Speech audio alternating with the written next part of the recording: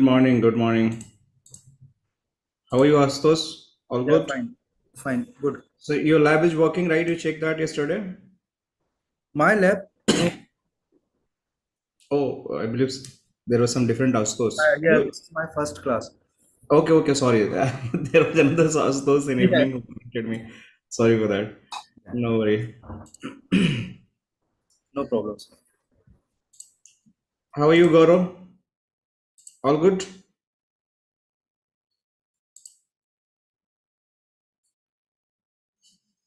Just give me one more minute. Let me do the setup. What happened?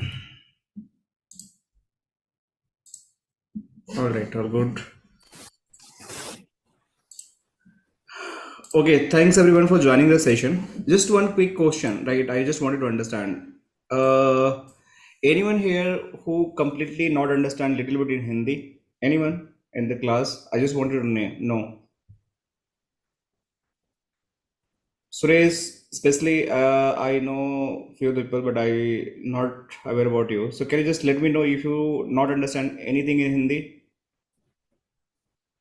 Sorry, I'm not able to understand Hindi. I know the English and Tamil.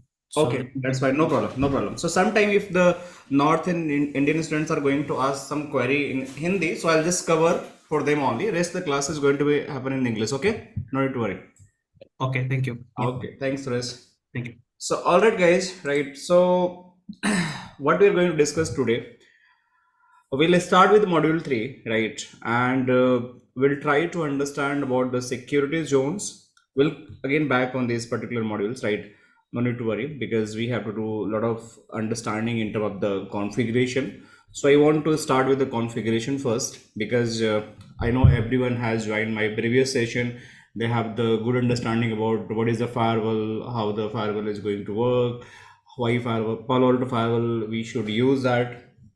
Anyone if you missed that class right yesterday or might be the last Sunday, so probably you have to go through the recordings, you understand about the fundamental of the firewall.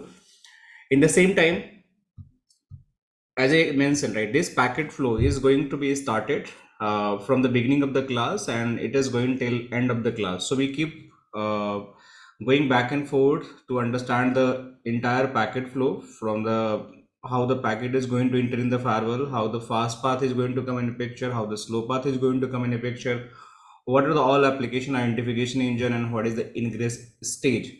Because all the section we have the different like the topic which you say, like basically you can see in this particular graph, right? So we have dedicated topics, so when I just going to cover those particular topic, then we'll again back to this particular diagram and we'll understand what does mean, right?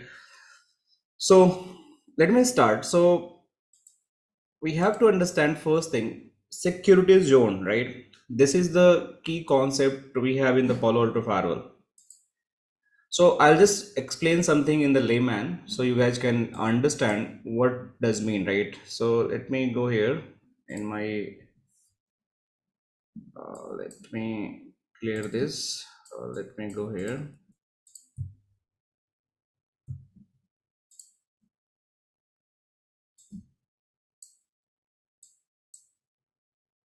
So let's suppose this is one of the your office, and this office is quite big, and this office have a lot of sub departments, right?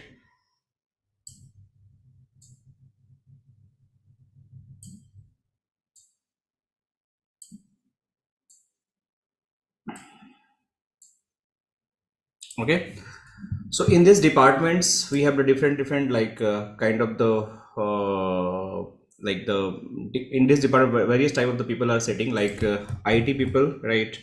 Might be the HR, might be the marketing, we have some sales, right? Similarly here some HR people are sitting, might be this is the 30 people only capacity can sit here, and might be here IT people are sitting, some marketing, and some admin, and this could be the admin, this could be the sales, and this could be the IT, and just think this is again HR.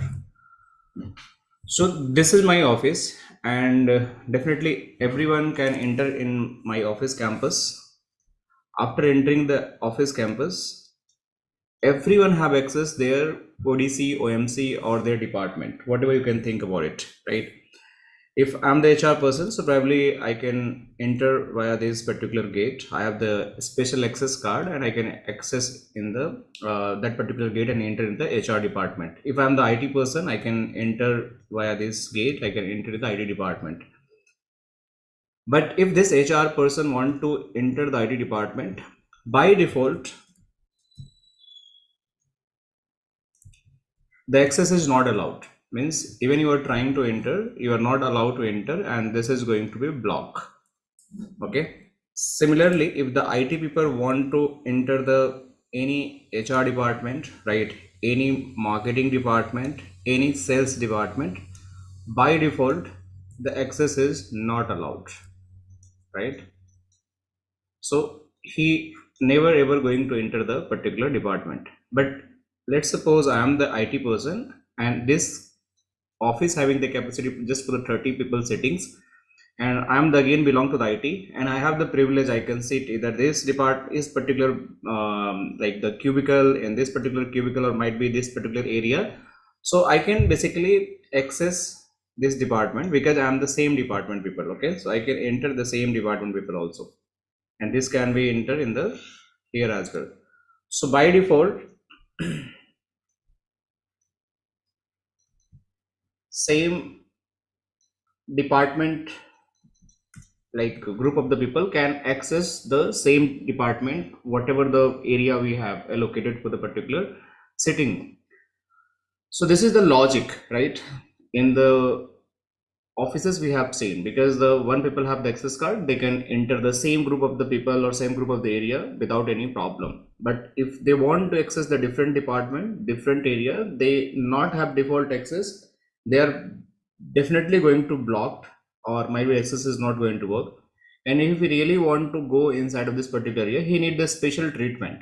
He might be need some special kind of the access, or someone else is going to do a tailgate by taking the right permissions, why he is going, or some other stuff is going to happen. But by default, he is not allowed to go.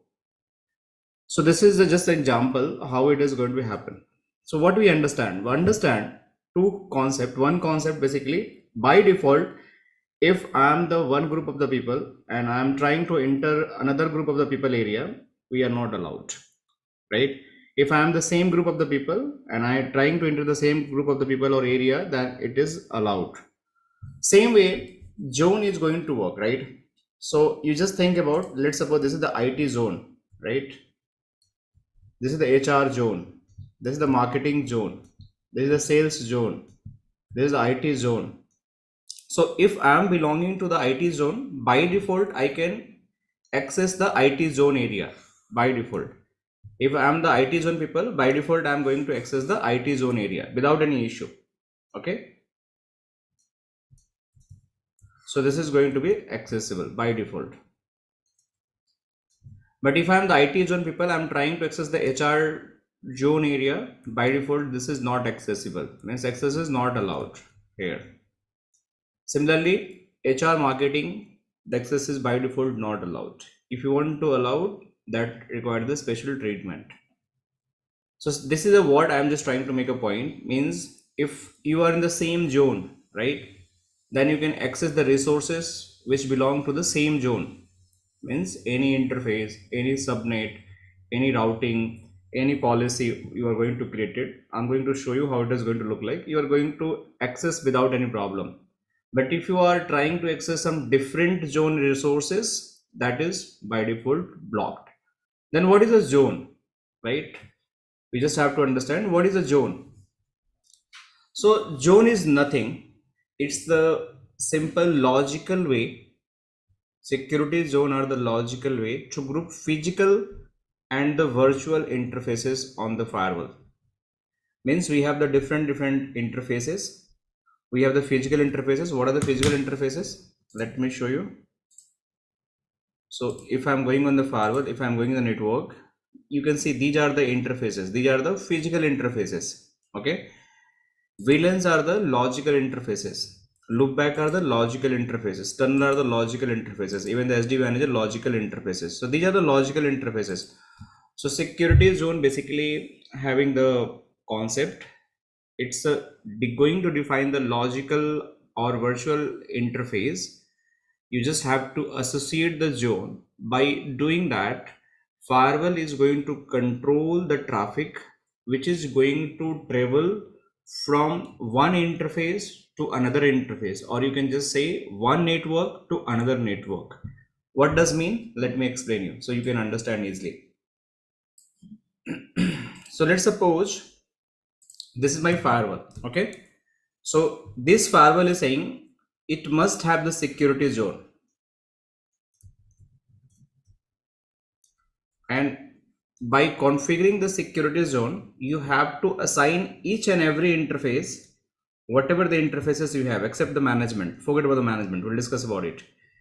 Either it's a physical interface, either it's a virtual interface. There is only two type of interface we have to exclude. One is the HA interface, one is the management interface. These two interfaces we not require the zone configuration. Rest, whatever the interfaces we have in regard of the, it's a virtual VLAN sub interface, you have to configure the zone. So let's say suppose this is the one interface. I have this IP address configured 192.168.1.x, suppose 0/24. This is another subnet 192.168.10.0/24. This is a third subnet 192.168.10.0 172.16.10.0/24. These are three subnets. So firewall is going to create, might be the one single zone, or might be they are going to create the three zone. So if I'm going to create a single zone, let's suppose I'm going to create a single zone, and the zone could be the ABC. Just I'm giving an example. So if I'm going to configure this interface, I'm going to give the ABC here, I'm going to assign the ABC here, and also I'm going to assign the ABC here. So these all are going to belong to the same zone. So in previous example, what I told, if the resources are going to belong in the same zone, then what is going to be happen? You have the by default access of the all the resources. Means if this ABC network want to talk this ABC network, which are the same zone, and this they all three going to talk each other without any issue. So by default, all access will be allowed. You guys got this point, or anyone have any questions? Question समझ आया सबको? Anyone have any question here? What I'm trying to make a point means, whatever the interfaces we have on the firewall, every interface zone must be configured except two interfaces, HA and management. These two interfaces not required a zone. Okay, why? I'll explain later stage. But once you are going to configure the interfaces, if you are going to put all interfaces in the same zone, by default they are going to talk without any issue. But this is not an ideal case, because something is going on the untrust internet, so you are not going to put like the ABC or something like, you're just going to put untrust zone here, right? This is the DMG, so this is your DMG network, so this is going to be DMG zone here. This is a trust, so you're going to put trust zone here. Now these all are three different zone. So what does mean? By default, these all three cannot talk. Can't talk means if they want to access from this network to this network, this network to this network, this is not possible. So what zone is doing? Zone is just like logically all, or I can say it's a physically segregating the area or restricting the area for the networks where the firewall is not going to by default transfer the traffic or traverse the traffic from one interface to another interface, one network to another network by default. To allow the traffic, you must have do the additional configuration, means additional approval is going to be required to make sure you have the right access. Okay, so let's have one quick lab on this particular zone. Okay, I'll show you the lab. how it is going to happen. So this firewall doesn't have any configuration. Okay, so let's do some configuration and we'll try to see what is going to happen by default when you are going to configure these three networks. And if you have any questions, please feel free to ask. So I'm going on this particular firewall, and still we not understand what is the layer 2, what is the layer 3, and what is the virtual wire, and what is the tap mode interfaces. I'll explain in the later stage. Today only at least layer 2 and layer 3 I'll explain. But let's understand how the zone is going to be configured on the firewall. So simply I'm going on the interface, this interface, and this interface is going to be layer 3 interface. Why layer 3? Because I have to assign the IP address. If it is the layer 2, then IP is not going to be supported. We have to pass the VLANs. Okay, so I'm going to assign the IP address, and this IP address going to belong, because /24 network, so I'll use the one of the non-pingable IP address, which is not right now assigned in the network, in office network. So how you guys are going to access this firewall? So you guys are going to access this firewall from this PC. Okay, so you just have to click on this particular PC and just click here. Password is 123. Let me use it.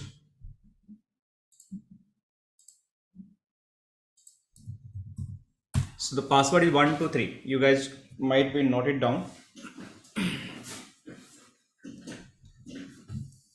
If you want to adjust some resolution, so just click it here and adjust the resolution.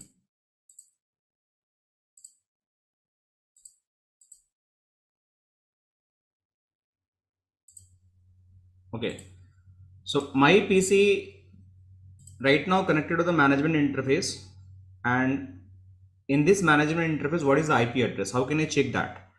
So you just have to go on the firewall CLI. You just have to click double click on this firewall. This window is going to be open black, and you just have to go and run the command show system info, and you are going to get the IP address. See, 192.168.1.27. This IP address is going to assign automatically to the firewall. You don't have to do anything. And from this PC, you can try to ping this IP is reachable or not.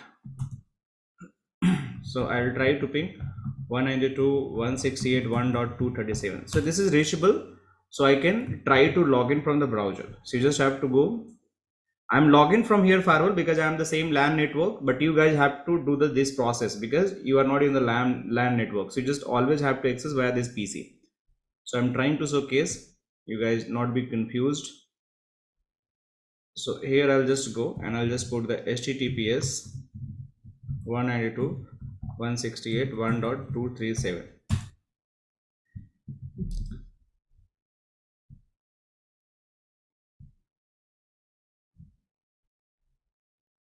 So again, I can log in the firewall from here.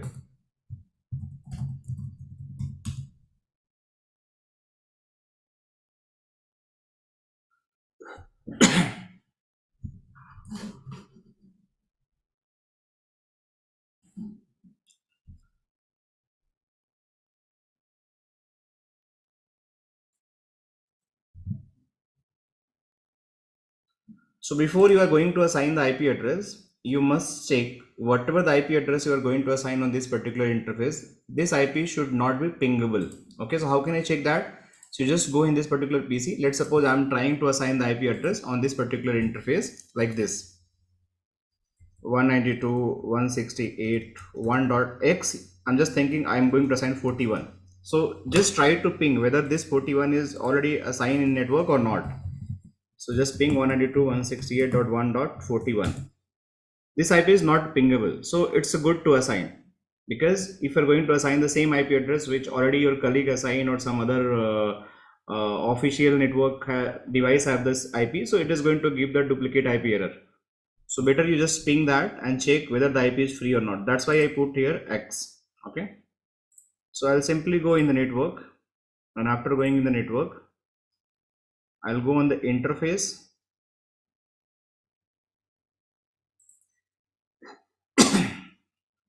This interface, I need to assign the IP address. So if this interface type is tab, I cannot assign the IP address. Virtual wire, I cannot assign the IP address. Layer 2, I cannot assign the IP address. So I need to put the layer 3. Then only IP address is going to be assigned. So before assigning the IP address, we have to fill some additional field, virtual route and security zone. So virtual router will discuss later stage. I'm just putting right now as a default. Just think about the router is going to be associated with this particular firewall. But what was the security zone? So we are talking about the security zone. So I mentioned that if the security zone are going to same for the all three interfaces, they are going to be talk by default each other, but they are going to be different security zone on the interfaces.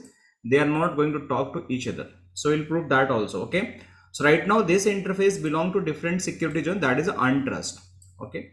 And this is the mandatory configuration. You cannot bypass that. Even you're trying to bypass, it is going to not work for you.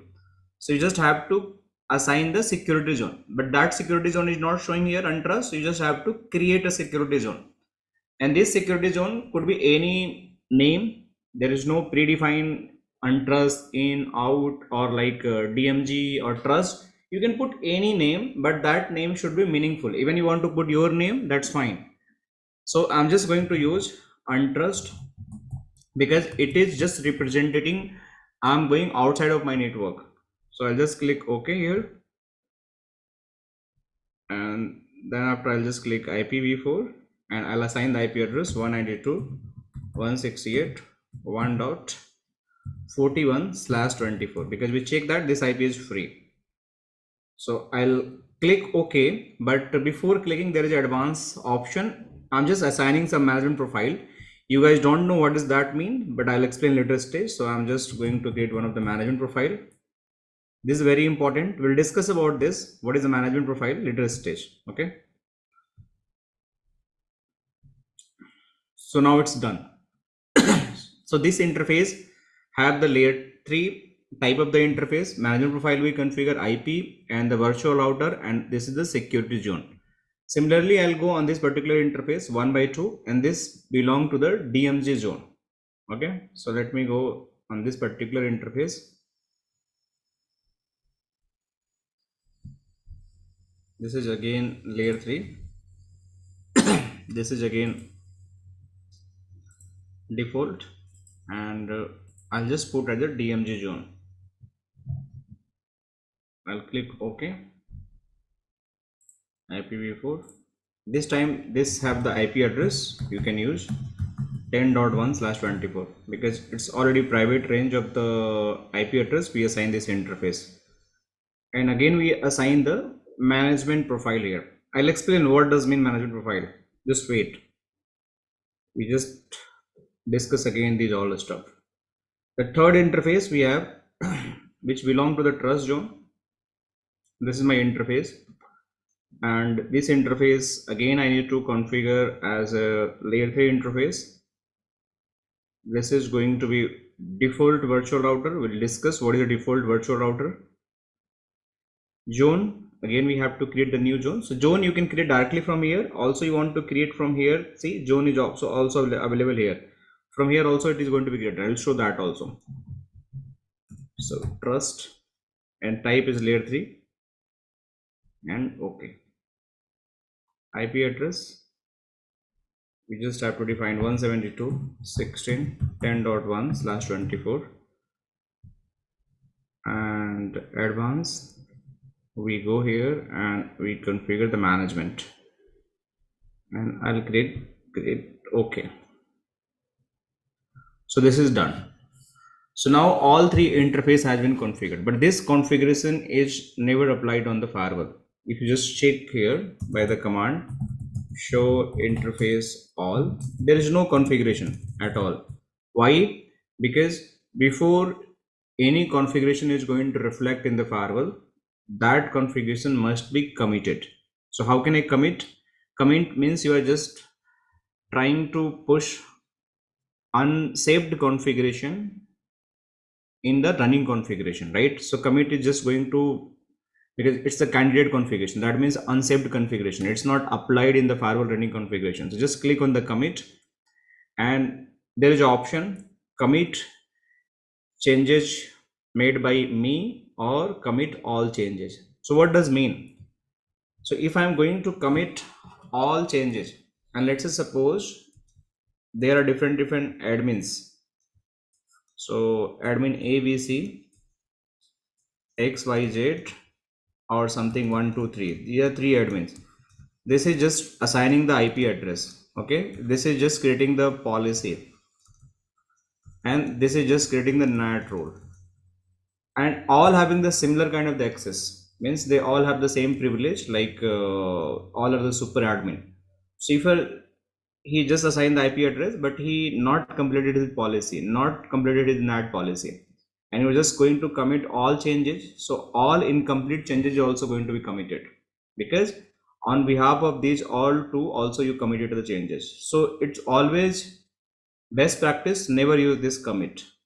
Always use this commit made by me, and you can see your user ID. This user ID you will see, even you go in the below, you'll find this user ID will be available here. Login via the admin, you can see this below. It's very small. I'll show you later stage. Probably here you can see admin. Okay, so right now I'm logged in via this admin. So I simply select commit changes by me. Here we have the preview of the changes, change summary, validate changes. We'll discuss about it. So right now let me commit it, because we are discussing about the zones. Once understand the zones, we'll discuss about the rest of the thing step by step.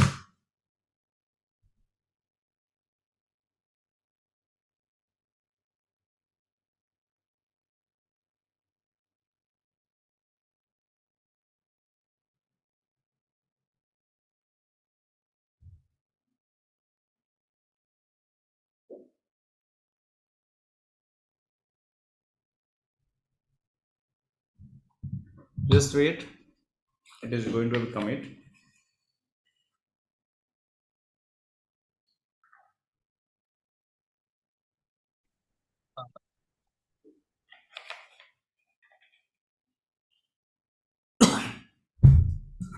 So you guys always have to log in this firewall via this PC. Okay, you don't have the access via the direct browser like me. So I'm in the same LAN network, that's why I'm access this firewall via the browser of my direct PC, but you always have to log in via this PC. Okay, so now this commit is almost done, and after some time if I go in the CLI again and if I run the command show interface all, probably see these 3 network has been configured, and all 3 network having the zone, and this is the mandatory stuff. See, if I'm not going to configure zone, this is not going to work. The forwarding routing is all default routing. We'll discuss what is the default routing here. Network space, you can see that what is a network, different we have, and these are the different network we have, and what are the different interface, you can see that. So let's understand, if this device, let me start this PC, if this device want to talk with this device, can they talk? Will it talk or not right now? No. No, right? All No, agree? Yes. no, it will not talk right now. So why it is not going to talk? Because we have something special in the configuration. Because of that, one zone cannot talk to another zone. This is the default configuration we have. So if you go in the policy, in this policy you can see here we have 2 type of the policy predefined, that cannot be deleted, cannot be edited. You can only overrides, that is similar to the edit, but it is also not recommended. If you want to override this behavior, means the default behavior, you can override that, but that is not recommended. So these policy always going to be available whenever you're going to purchase the new firewall. Because of that reason, one zone cannot talk to another zone. Why? You can see here. There is one policy which is known as the intra-zone default policy. Another policy is inter-zone default policy. So intra-zone default policy is saying if any same zone traffic, let's suppose HR want to talk to HR, that is allowed. Okay, this is the intra-zone, same zone. So you can see here, if the same zone HR, the traffic is going to be always allowed. So because of this region, your same zone traffic always going to allow. No special policy is going to required in a firewall to allow the communication. Even this policy is available to allow all the default action, but if you want to bypass that, it is doable. I'll show you how it is going to bypass. Even you want to restrict the same zone policy, it is also possible. You just have to create a new policy on top of this policy, and you can restrict that also. So we'll see later stage. So this is the policy intra zone. That's the region HR to HR is allowed. But if I'm going to say HR to IT, this is going to be, blocked.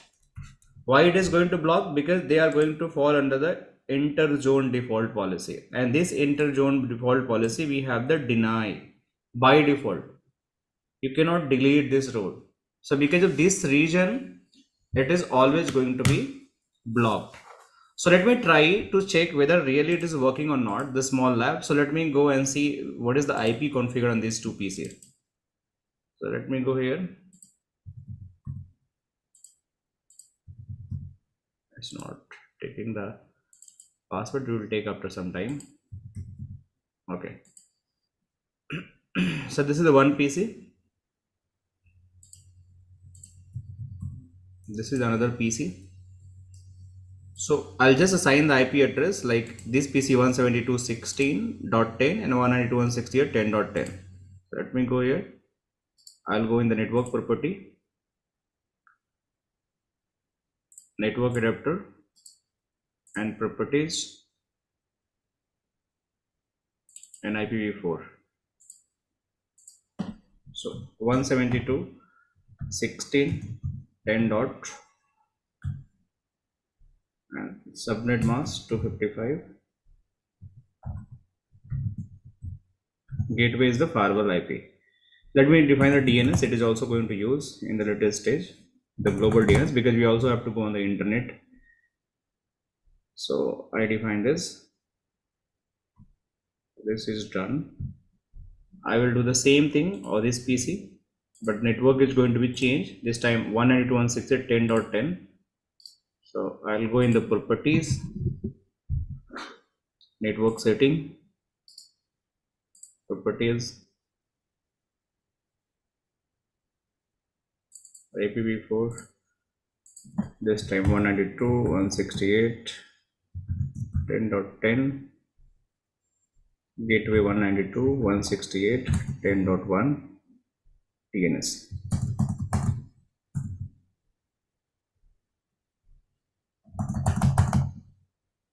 Okay. Let me see.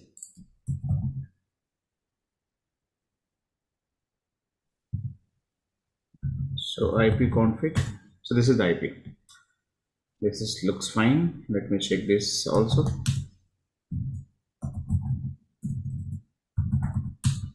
Okay. So one special command while doing the configuration, I configure on the interface, not a command, a special feature. That is the management profile. So what is the management profile? Anyone know about this management profile? I think from if you assign the management profile, you can access the firewall from that zone. Yes, means management profile is something by default. There are multiple interface type. So understand this concept very carefully. नहीं आया तो मुझे बताना, हिंदी में explain कर दूंगा किसी को doubt हो तो. We have different interfaces, right? 1 by 2, 1 by 1, management, and this 1 by 3. So let me remove this management profile from the firewall first, or let me go on the interfaces, remove that. So first I will show you, then you guys understand. So I'm going to remove it, none. Okay, I'm going to remove this management, none. This is also going to remove the none. We'll check the zones, but also we have to understand this management profile. So now there is no management profile, and I'm going to commit it. And we'll see what is going to be happen if I'm trying to reach from this PC to this particular IP. If this PC, this particular IP, this PC to this particular IP, or from internet, if you're going to access this particular interface, you can also get the similar response.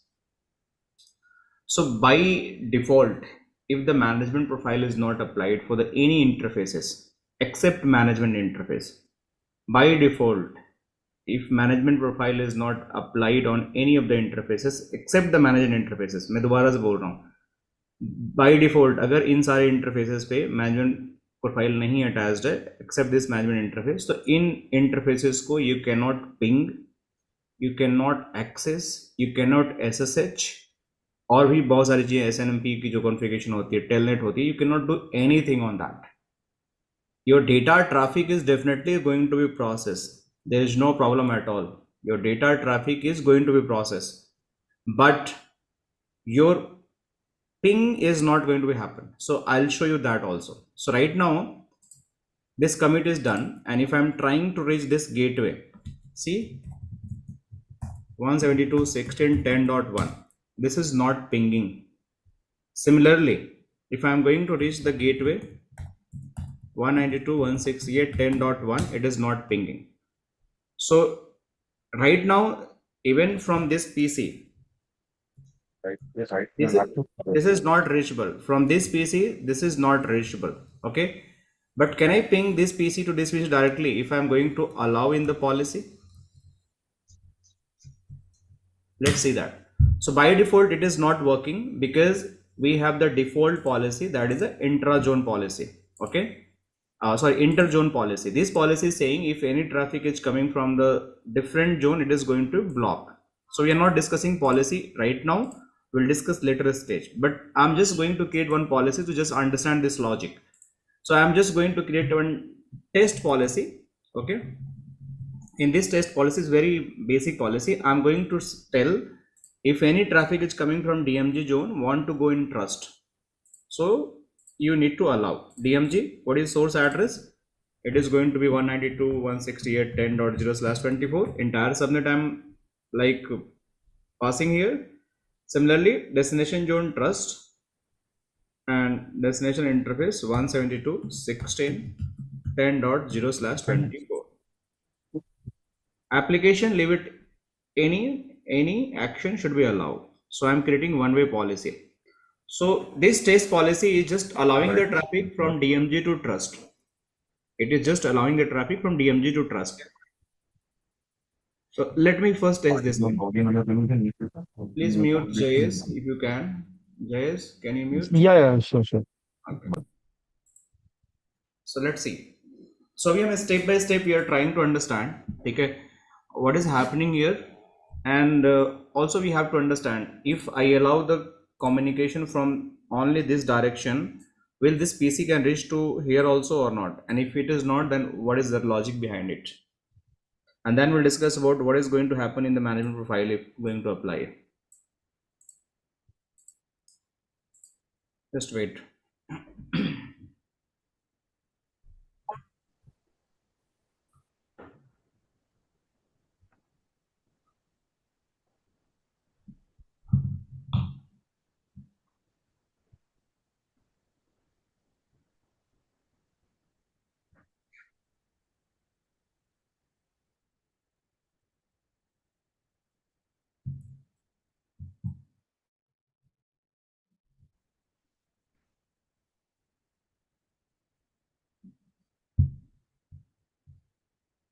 So it's almost done, right? So now we have the test policy and DMG to trust. So let me go on the PC again. This is my DMG PC 28. See, so right now still my gateway is not reachable. See, I'm not able to reach the gateway. But if I try to reach the PC, one more thing you guys have to do that I forgot about that. In PC we have the firewalls, so you just have to disable the firewall settings before you try to ping and all, because firewall is blocking everything. So you just have to go there and off the firewall settings. So always when you do the testing, so you make sure your firewall is off. on the local PC, else even the everything is good, it is not going to show the ping response positive. So go here also, you guys can note it down in your notepad. You always disable the firewall settings on the local PCs whenever doing the testing, because these are the normal, virtual PC, legacy virtual PC. So this is done. So still I'm not able to reach my gateway, but can I reach my this PC to this PC? Let's see that.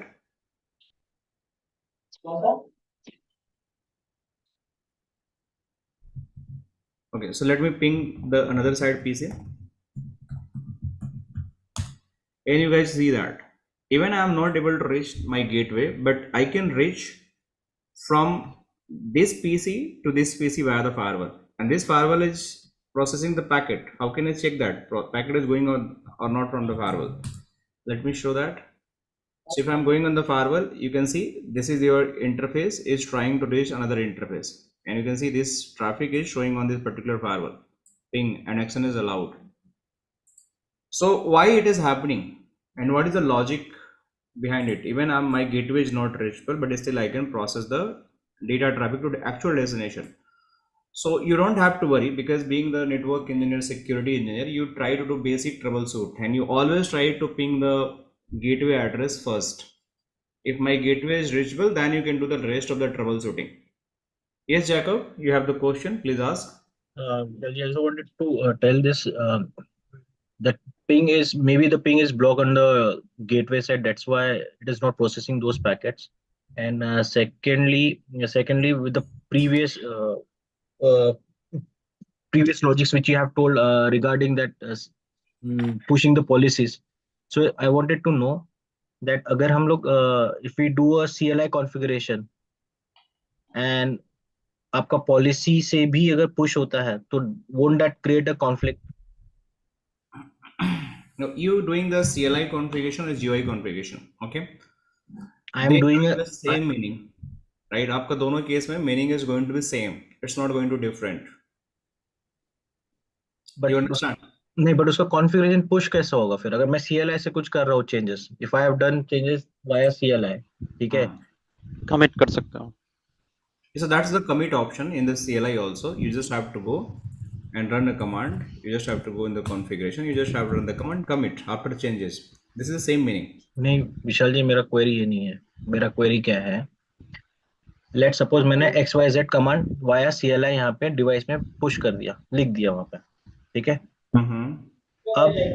अब ये जो इसका जो DB है, that won't be sync with the GUI वाला policy. वो sink नहीं होगा, वो कॉन्फ्लिक्ट होगा. क्या ये डिवाइस पुश करता है, रिवर्स पुश करता है?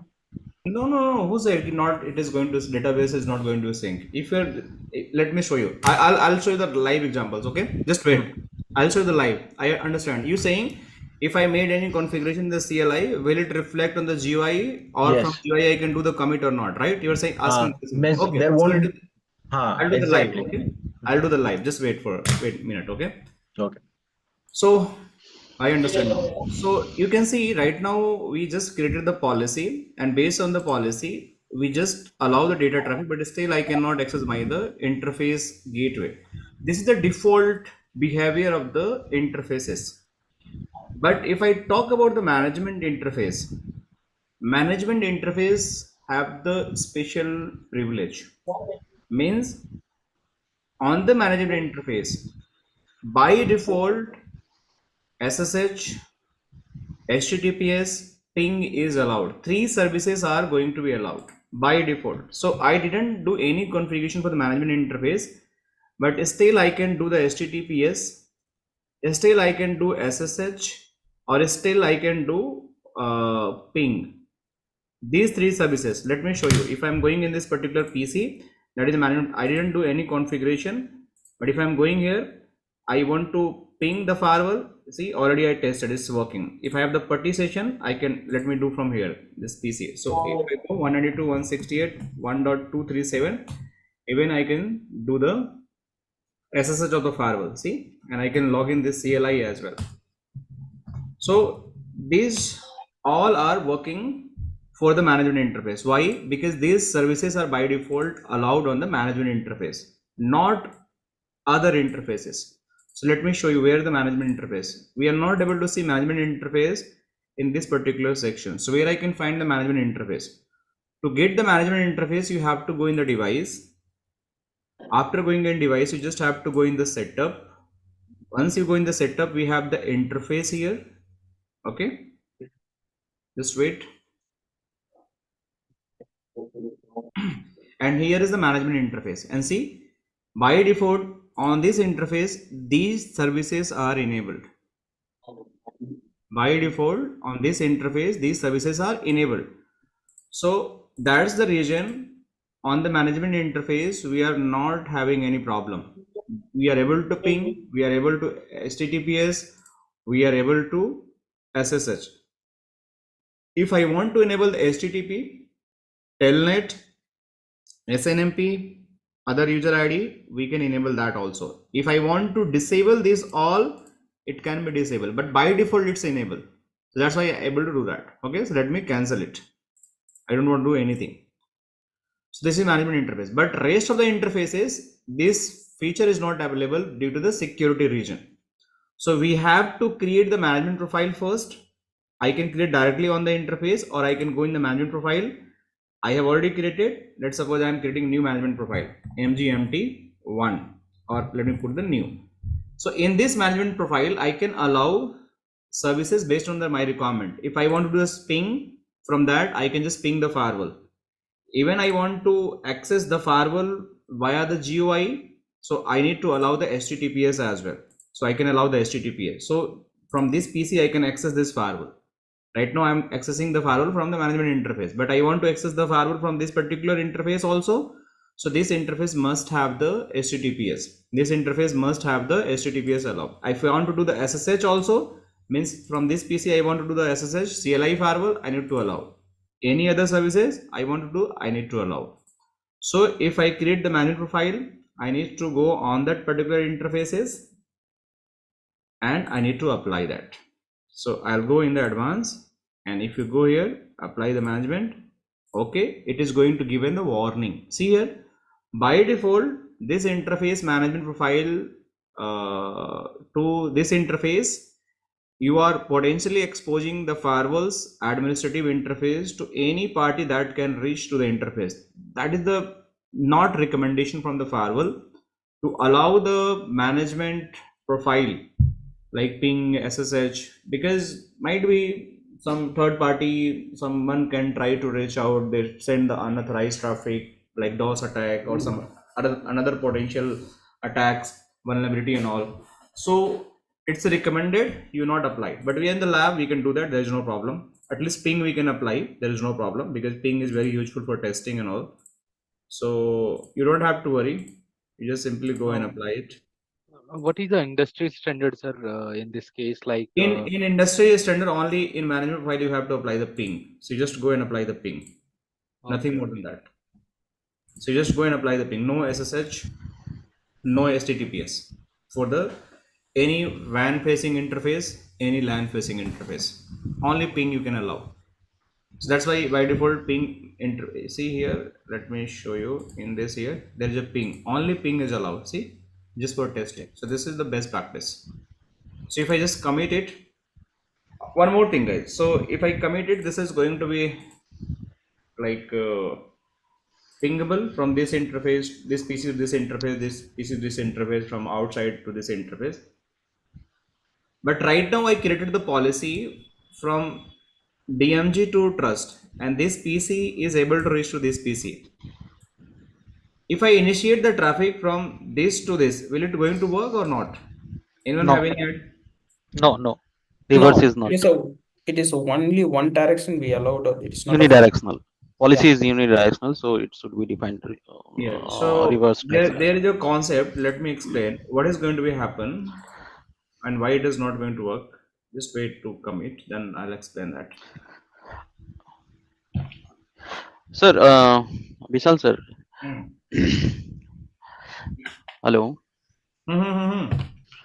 सर, ये जो डिवाइस का जो कॉन्फ़िगरेशन जो मैनेजमेंट है, ये जस्ट लाइक किसी भी कहने का मतलब फायरवॉल का जो मैनेजमेंट इंटरफेस होता है, जो इनबिल्ट मैनेजमेंट इंटरफेस होता है, वो है correct right by default.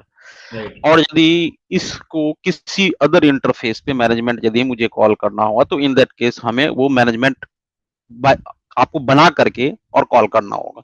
right, you just have to create the और management profile and you have to call the interface.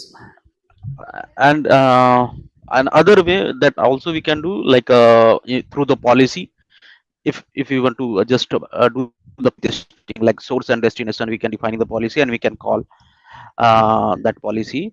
In that case also we will be able to ping source to destination like gateway IP. In policy source destination, you have to allow the services like ping you want to allow, so you just have to Correct. add that particular services in that particular policy. Right now we created one policy, we allow everything based on the zone and source and destination address. That's why we are able to raise that. But if you want to create some specific restriction, like I want to allow only ping, I want to allow only SSH, that is also possible. That can be also done. Okay. Okay, so If I yes, just one query, sir. If I yeah. created a policy from source to destination is ping is allowed, but still until we are not configuring the management profile, we are not able to ping the gateways IPs which are configured Yes, in the gateway is firewall. not pingable, definitely. Let's suppose this PC, from this PC, you want to SSH this device. Let's suppose this is router, okay? You want Okay. to SSH from this. So you can allow ping, you can allow SSH, okay? In this firewall policy. So from this PC, you can ping this particular router, you can SSH, but telnet is not going to work for you because telnet is not allowed in the firewall. So you can simply access the router, ping and SSH via the policy. You can allow in the policy SSH and ping. Still your management is not going to reachable from this PC. Means this particular interface is not going to reachable unless you are going to apply the management interface. So gateway something, you're just protecting your gateway. Your external facing interfaces might be the DMZs, LAN, or might be the untrust. Okay. So now if I apply this particular management profile and if I'm going on this PCs, so you can see I can able to reach the gateway. Earlier I was not, see the gateway is reachable. If I go on this particular PC and try to reach my gateway, see the gateway is reachable. But if from this PC I'm trying to reach this PC, it is not going to work and we have the valid region. And what is the valid region? We have to understand. So see, this is not pingable. Why? The question is, if I am pinging from this PC, it is coming. So I'm sending the packet 192.168.10.10. This is my source IP address. Destination is 172.16.10.10. This is my DIP address.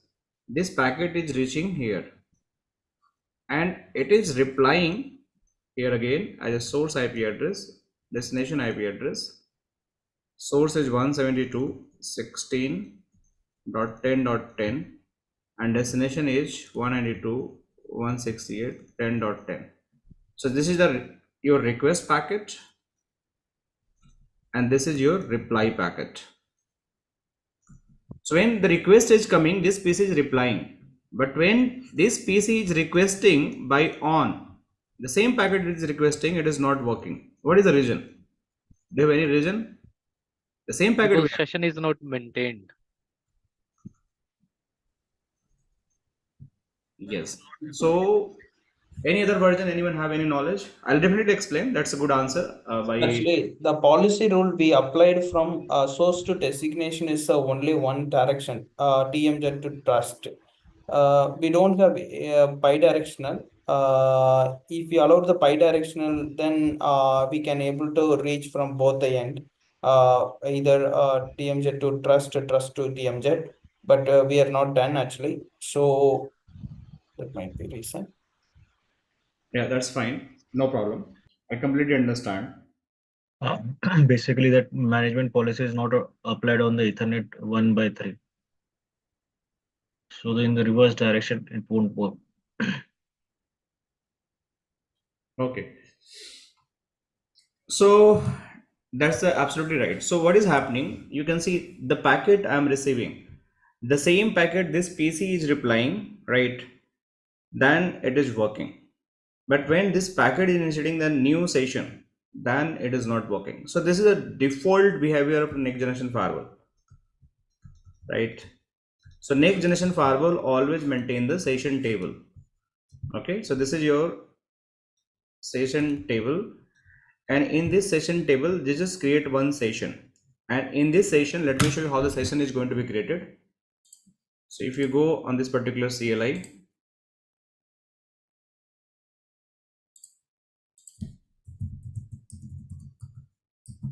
so session all, there is no active session because we just stop the ping. So let me initiate the traffic from this PC. Okay, so this PC is created one session. Okay, you can see multiple flow it's showing, and every session having a different kind of the ID. This is one session, this is another session, and just trying to reach from one to another. So once this session is created, based on this flow, right, you are sending the packet, and based on the reply you just like going through that particular session and getting the reply as well. So this session was created when the traffic was allowed from one PC to another PC based on this criteria. Let me show you. This is based on this particular packet flow. This is my packet flow. So when the traffic was initiated from the ingress interface and want to go egress interface, my source address was this one, 192.168.10.10. Destination was 172.16.10.10. So they have matched these entire things in the ingress stage. They go in the fast path and they just try to check whether from this source to that destination. So basically in the first place, when you are the originator, your session must be registered in the firewall. If it is not registered, then it is not going to like process the traffic. So the packet is received in the fast path. This fast path is going to maintain the session because it's already created a session based on the routing, based on the NAT policy, based on the security policy. So it is just going to process the packet and reply if I am receiving. Let's suppose I am the client, I am sending some traffic to server. So server is going to reply. I will just follow the same session. I am going to get the reply. But if server is going to become the initiator of the traffic, then again your packet is going to be checked, entire thing. Again your routing is going to be checked. Again your policy is going to be checked. Again your security or means NAT and security policy is going to check. Again you have to create the session. So right now in our scenario, we are initiating the traffic, and in this traffic we created the policy from DMJ to trust, and routing is already there because they are directly connected interfaces, and policy is also there. NAT is not required. So that's why session is created, and based on that session, request is going out to server. Just think about this is server, because when the traffic is reaching to any destination, it's always referred in technically server, right? So server is replying that server to clients. The first flow is client to server, C2S. This is your flow, C2S, and this is your flow when it is coming yes to C. Then it is just going to follow the same session and it is going to reply. But when this PC is trying to initiate C2S, client to server, there is no rule at all. So that's why it is going to be dropped in the firewall. So we have to create a new rule, new policy. You just have to go in the policy again. And let's suppose I can add in the same policy, or I can just create the new test policy, test 2 policy.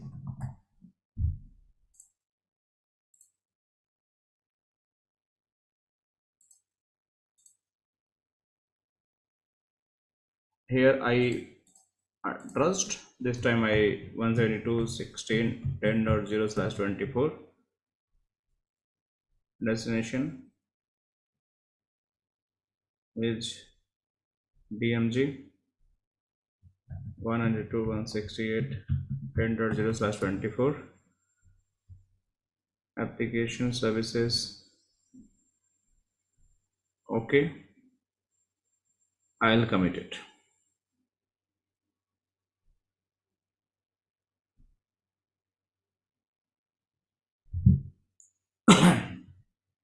So we'll test it and then we'll move to the next lab, that is the layer 2 configuration.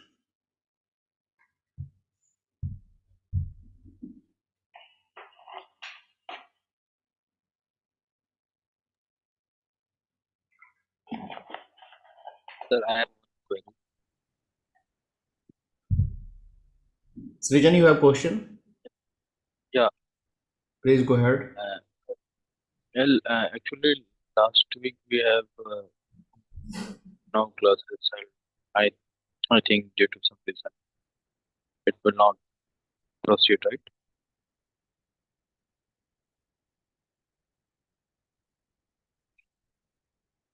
I'm audible.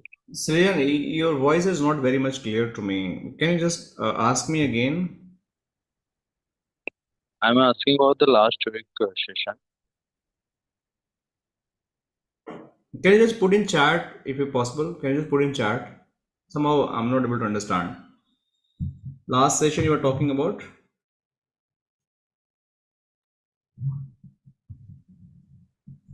Okay, so this has been configured, right?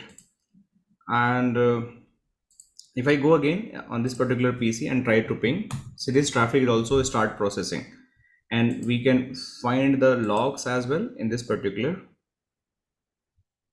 session browser. See, this is the live logs we are processing. So we understand about the security zone right now. What is the meaning of the security zone?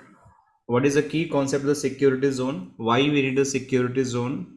And what are different use case we can apply in the security? Definitely we can configure a lot of things in the security zone in the upcoming sessions. And without security zone, we cannot do anything. And we also understand at the same time how security zone is going to be restrict the traffic if the different zone interface is coming and try to reach some other different zone interface our network, then how it is going to restrict based on the predefined policy available in the firewall. How the same zone is processing the traffic means that one interface have the same zone HR, another have the same zone with a different network, still they can access because we have the intra-zone policy. How management profile is going to be attached, that also we understand. What is the use case of the management profile, and we also understand how basically we are going to configure and change the management profiles for the particular interfaces. One more thing, I think someone asked that how we can change the CLI, right? So let me show you one more thing, CLI based, right? So let me go here. So I'm just going to make some changes from the CLI.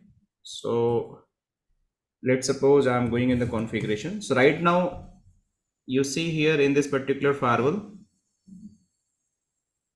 we have the IP assignment method on this management interface via the GUI, via the DHCP. So I'm going to change the static. Okay, and we'll see how this is going to sync. I'll do the changes via the CLI and it is going to reflect in the GUI.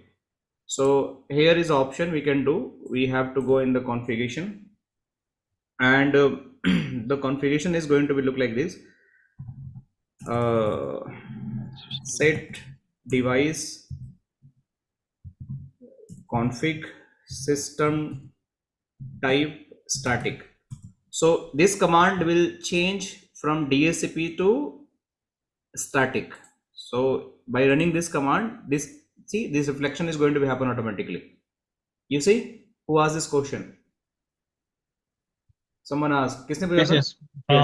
Yes. So Jacob, I just changed the command here. You can see I run this configuration and this has been changed here. Okay. Now there is no IP address. So let me change the IP address as well. So set device config system IP address 192.168.1.237 netmask 255.255.255.0 default gateway 192.168.1.1 and enter. So see, this IP is also going to reflect. Let me refresh again. See, Whatever you're doing the CLI, it is going to automatically database sync in the GUI. So if I do the commit from here, it is going to reflect, or if you want to do commit from here, it is also going to work for you. See? So there is no problem at all, right? Make sense? Yes. So let me revert the changes. I don't want to do anything. So I can just simply go here and revert the changes. Okay. Because these are unsafe changes, so I can revert it because I wanted to show you how it is going to reflect. So now again you see this is a DSP West. Now the static has been removed. Okay, so let me. Vishalji, one more question. I mean, is it the first class or we have already covered multiple sessions? So we cover about this particular slide, the packet flow in the previous session. I'll cover the special session for those people who missed that. So this is especially session was done last week for the all students who basically join as a demo, right? So we just cover this packet flow, but I'll cover this again, okay? Because this is the generic concept. Always it is going to required in the beginning and the last of the session. This session also required while doing the troubleshooting. So I'll cover the special session. Likewise, the study we have done for the new students, right? So one session will done this packet flow, and then rest is everything is new. Nothing is going to be pending, okay? No, but you were showing some modules, so we were on the third module. There is no need to worry. Single pass architecture, flow logic, this is the same thing I'm talking. We'll cover in one day, right? And this is purely theoretical, not practical at all. Okay.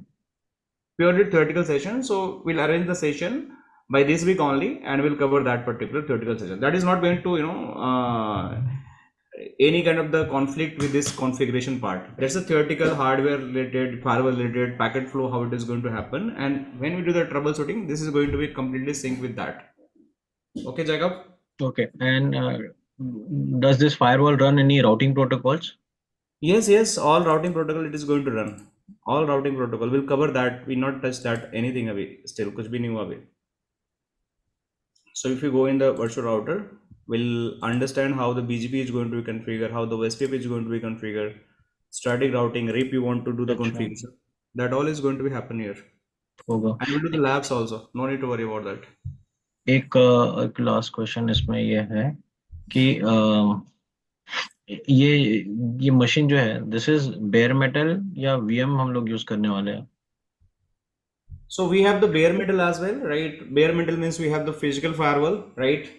So if you want to access those physical firewall, again you have to access the virtually, the same feature you are going to get. And this firewall is purely VM firewall, not the physical firewall.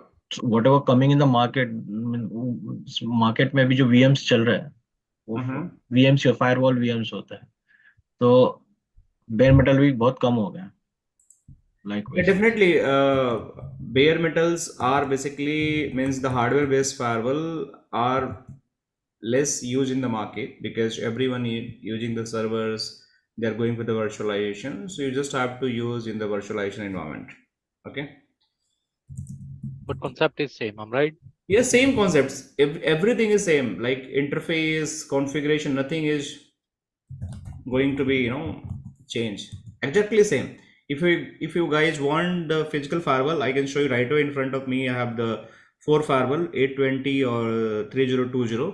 These all available. If someone really want to do the physical firewall, they have the old iOS, even the later than this old 10.0. We have that 8.0 firewall iOS because we have to upgrade that. So if you want, we can give that access also. Just so, for the exploration. Vishalji, so what my ask was that if we are using a VM, so will you be making us known how to build this VM from scratch, how to configure the VM, how to build it, flow कैसे हम लोग डालते हैं, ये सब बताने वाले हो? Flow means VM flow. I didn't understand. Like VM flow means आप whenever we build a VM, we उसमें हम लोग OS उसका iOS हम put up करेंगे, ठीक है? तो वो पार्ट कैसा होता है, ये सब आप बताने वाले किसी? No, actually, lab कैसे बनाने वाले? Labs, you want to talk in the labs now. So lab setup. Lab setup is something you just have to run the EVNG. That is a different story. Okay. नहीं. I'm talking of real scenario. May So real client. scenario also, let me tell you, real scenario how it is going to happen. You need the OVA file, okay? You just have to get the OVA file from the Palo Okay. Alto, right? Hmm. You just have to run. Let me show you how it is going. You have to knowledge about the virtualization. Let me show you. Let's suppose this is the ESXi server. So this is the virtual machine. So you can see here, this is the ICE is running here. Okay, this is the Hmm. ICE. So this ICE OVA is running here. Hmm.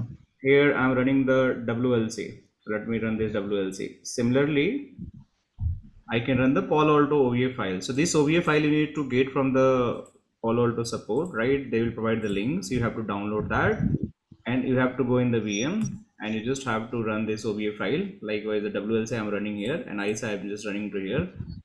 And these are the different VM for the labs where the checkpoint, FortiGate, SD1 is there. So once you do that, right, this OVA file is going to be started. Let me show you.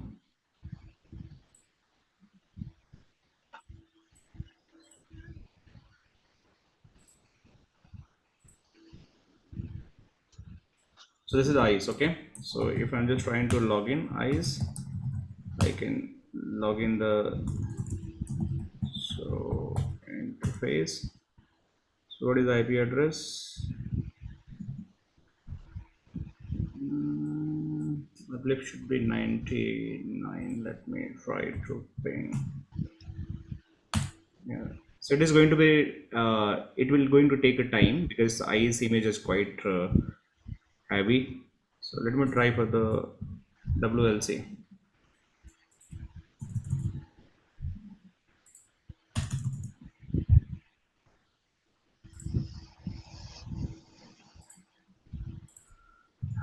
Hmm, 192.168 1 dot. Yeah, this is reachable. ICE is reachable. Let me check the WLC. WLC is still booting up. So GUI application, it's take little bit time to access. So similar way, you just have to deploy these firewalls in your VM environment. Okay, you just have to assign the right memory and all. And once it is going to be boot right, you just have to do internal virtualization and all. These are going to be accessible by the GUI. Nothing you have to do much things. Or in order to practice at home, can we do this? Like, will this EMG images support our system, or any there is a special requirement? You have to purchase servers because laptops are not capable to carry these things. So see, this is a like WLC. So now I'm in the real WLC, okay, but these are the virtual environment. It's running in the virtual. Exactly the real like WLC 9800 controller I am logging right now. So there is nothing onboarded. We have the AP and all, but nothing is configured. So we have this. So similarly, you just have to this image we got from the Cisco, right? OVA file. We just imported this OVA file in this our virtualization environment, right? You can see right away. And by importing, we just define everything. And similarly for the ICE, you just have to do for the all testing. Size is also going to be ready after some time. It's take Mhm. little bit of time. So PA is also going to happen the same thing. Like you just have to upload the OVA file having the all informations, like the OS, like the hardware recommendations that is going to simulate from your real servers, right? RAM, memory, hard drive, and VIOS, vCPUs, and then you just have to run your VM and you can just access from this browser what I'm trying to access it. Okay, Hmm. Jacob, clear? Yes, yes, yes. Shall we move next step? Mhm. Okay, so let's close it. So now we understand about this zone concept. Let's go and understand about the layer 2 deployment method. What is the layer 2 deployment method? So let me stop this lab first.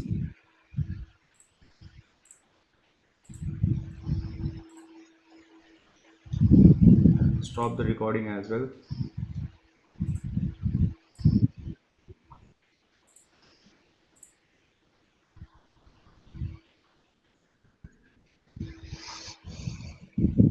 कता देखते हो उसको?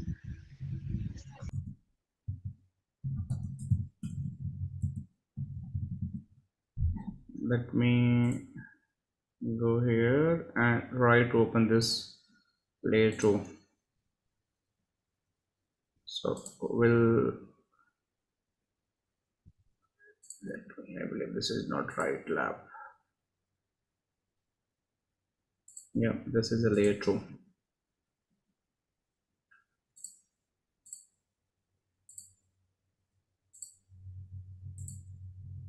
Okay.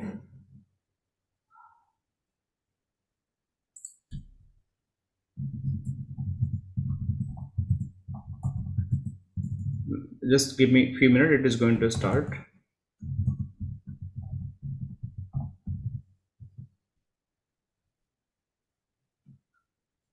So we are going to understand about the layer 2.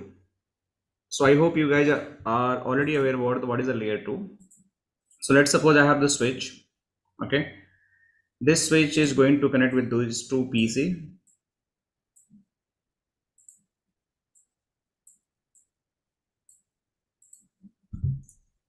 And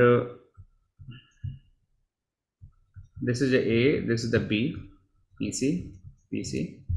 This is the IP address 10.10.10.20/24. This PC IP 10.10.10/24. So if this PC want to communicate with this PC via the switch, this is a layer 2 switch, okay, not the layer 3 switch. So what is going to be happen? The first thing, you just have to switch, you need to connect this switch to the power. So you just have to give the power to the switch. You have to connect the PC on these two interfaces. Might be this is the gig 0/2 and this is the gig 0/1, right? Any kind of port is there. And these ports must be in no set stage, means you have to make sure these ports are not admin down.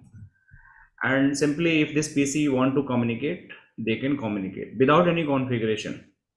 Anyone tell me the reason why it is going to happen? Just I need to assign the IP address and I need to put this port in the no set stage, and just I have to give the power to the switch and they are going to communicate. What is the logic behind it? Sir, could you please put your question once? This is the access port because of that. Same network. By default, that is access port, so it would be communicate. And in the same network. And the same subnet, yeah, same. No, let me, I just want a little bit more about it. Let's suppose I have the brand new switch, okay? This is my brand new switch, okay? I just power on the switch, okay? There is two port, gig 0/0, gig 0/2. I connected to PC. This PC is also power on, okay? Assign this IP address, assign this IP address. I make this port as a no shut. So how all communication is going to happen automatically? Okay, look, first of all, if this is a brand new switch, all the interface are configured with the VLAN 1 by default. And Okay, that's the correct. okay, yeah. If you are initiating any traffic within the same network, by default, it is going to be hitting the interface via the VLAN 1. It will And broadcast. Yeah, it will be Yeah, So broadcast. basically, by It will default, whenever you're broadcast going to with source purchase and MAC. whenever you're going to purchase the new switch, by default, all ports are going to belong in the same VLAN. That is a VLAN 1, and these VLANs are just acting as access VLANs, which are allowed on all the ports. Okay. So let me show you. Let's suppose this is a brand switch. There is no configuration at all. Okay. And I have connected two ports. So what is going to be happen? Let me show you. So this is a brand new switch. There is no configuration. So if I run, there is default configuration. These are all the ports. There is no VLAN at all. See, even the VLAN is not assigned. But if I'm just trying to run so VLAN brief, you see by default all the ports are going to belong in the same VLAN. So same VLAN means the packet is coming from the VLAN 1 on the switch and it is going to VLAN 1 on the another port of the PC which is connected to the switch. They are going to by default communicate. But if you are going to change the VLAN, right, then the story is going to be different. We'll discuss in the second scenario of this layer 2 or inter-VLAN routing. But right now our lab is saying we have these two PC, they are connected with the switch, they are connected with the firewall, and from the firewall again the switch, again the PC. So right now on the switch, I'm not going to do any configuration. Okay. Or I can do the configuration, like I can create the VLAN 10, but that VLAN 10 must be assigned on these two ports. So let me configure that VLAN 10 on the both of the switches, because they are going to belong to the same family, same VLAN. So I'll go here and I'll just config host name. Meanwhile, let me check the firewall status as well. I need to commit. Let me see. Admin, it's not ready still.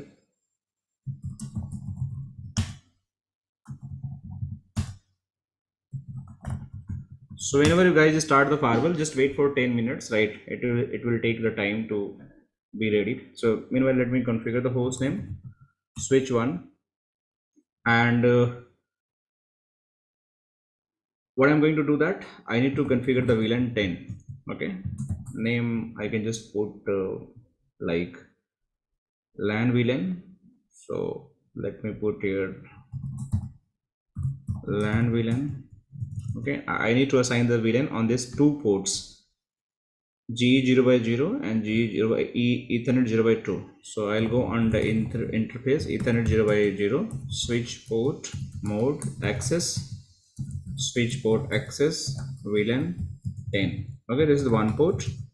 Another port I'll going to do that 0/2, switch port mode access, switch port access VLAN 10. So if I go again, so VLAN brief, you see like I have the two VLANs which are configured in the Ethernet 0/0 and Ethernet 0/2. So this is my requirement. This has been done.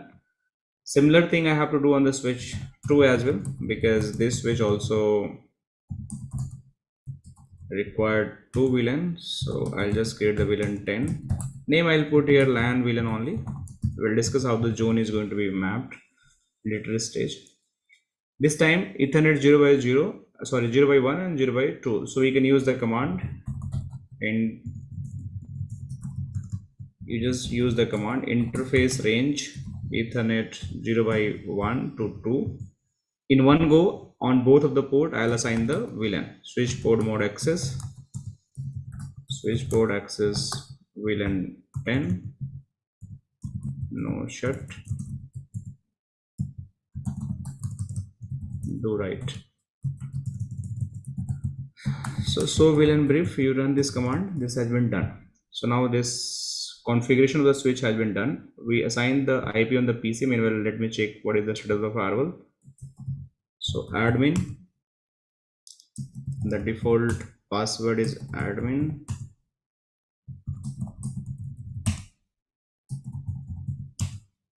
Oh, sorry.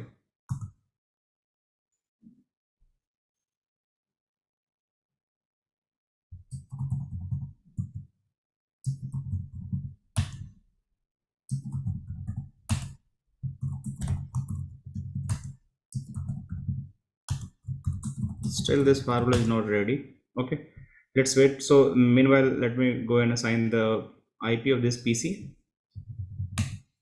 So this PC required the IP address.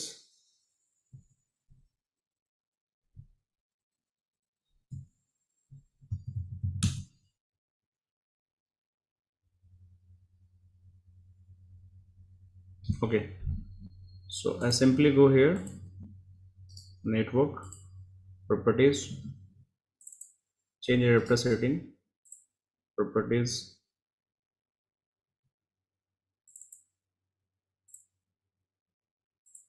So this time we have to assign the IP of 10.10.10. Subnet mask will put /24. No gateway because it's a layer 2, so same broadcast domain. So gateway is not required because we have to stay in the same broadcast network. So simply this IP has been assigned. I'll go in the CMD. I can verify the IP address, IP config. So it looks okay. On other side PC, we just have to assign the 20 or 11, whatever you can think. So let me go here.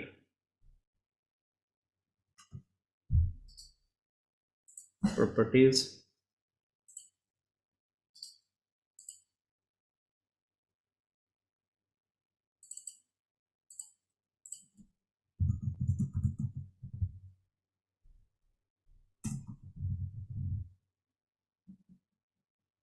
right? No gateway. I'll simply click OK. OK.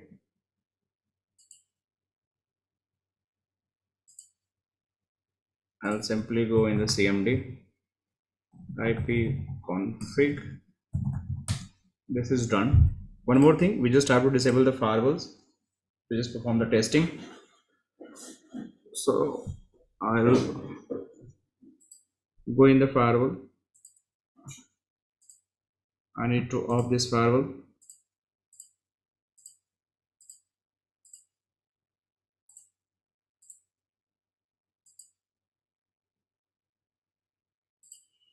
I'll go in this particular PC.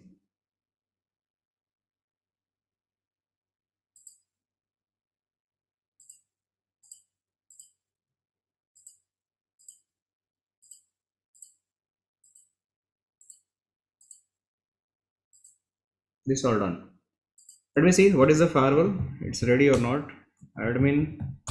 Now it's still not ready. Why?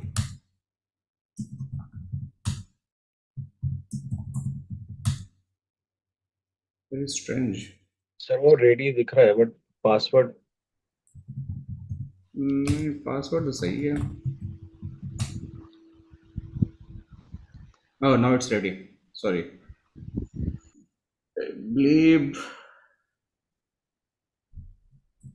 Let me system info 254.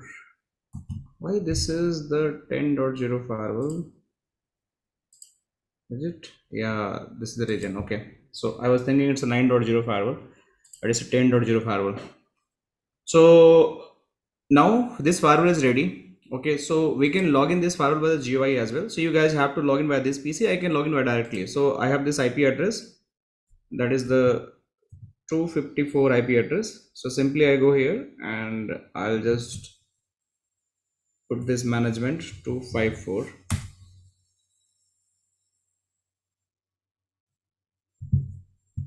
Sorry, IP is not correct.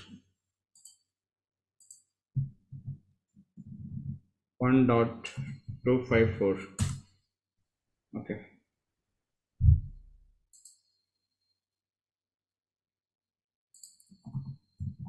Admin password.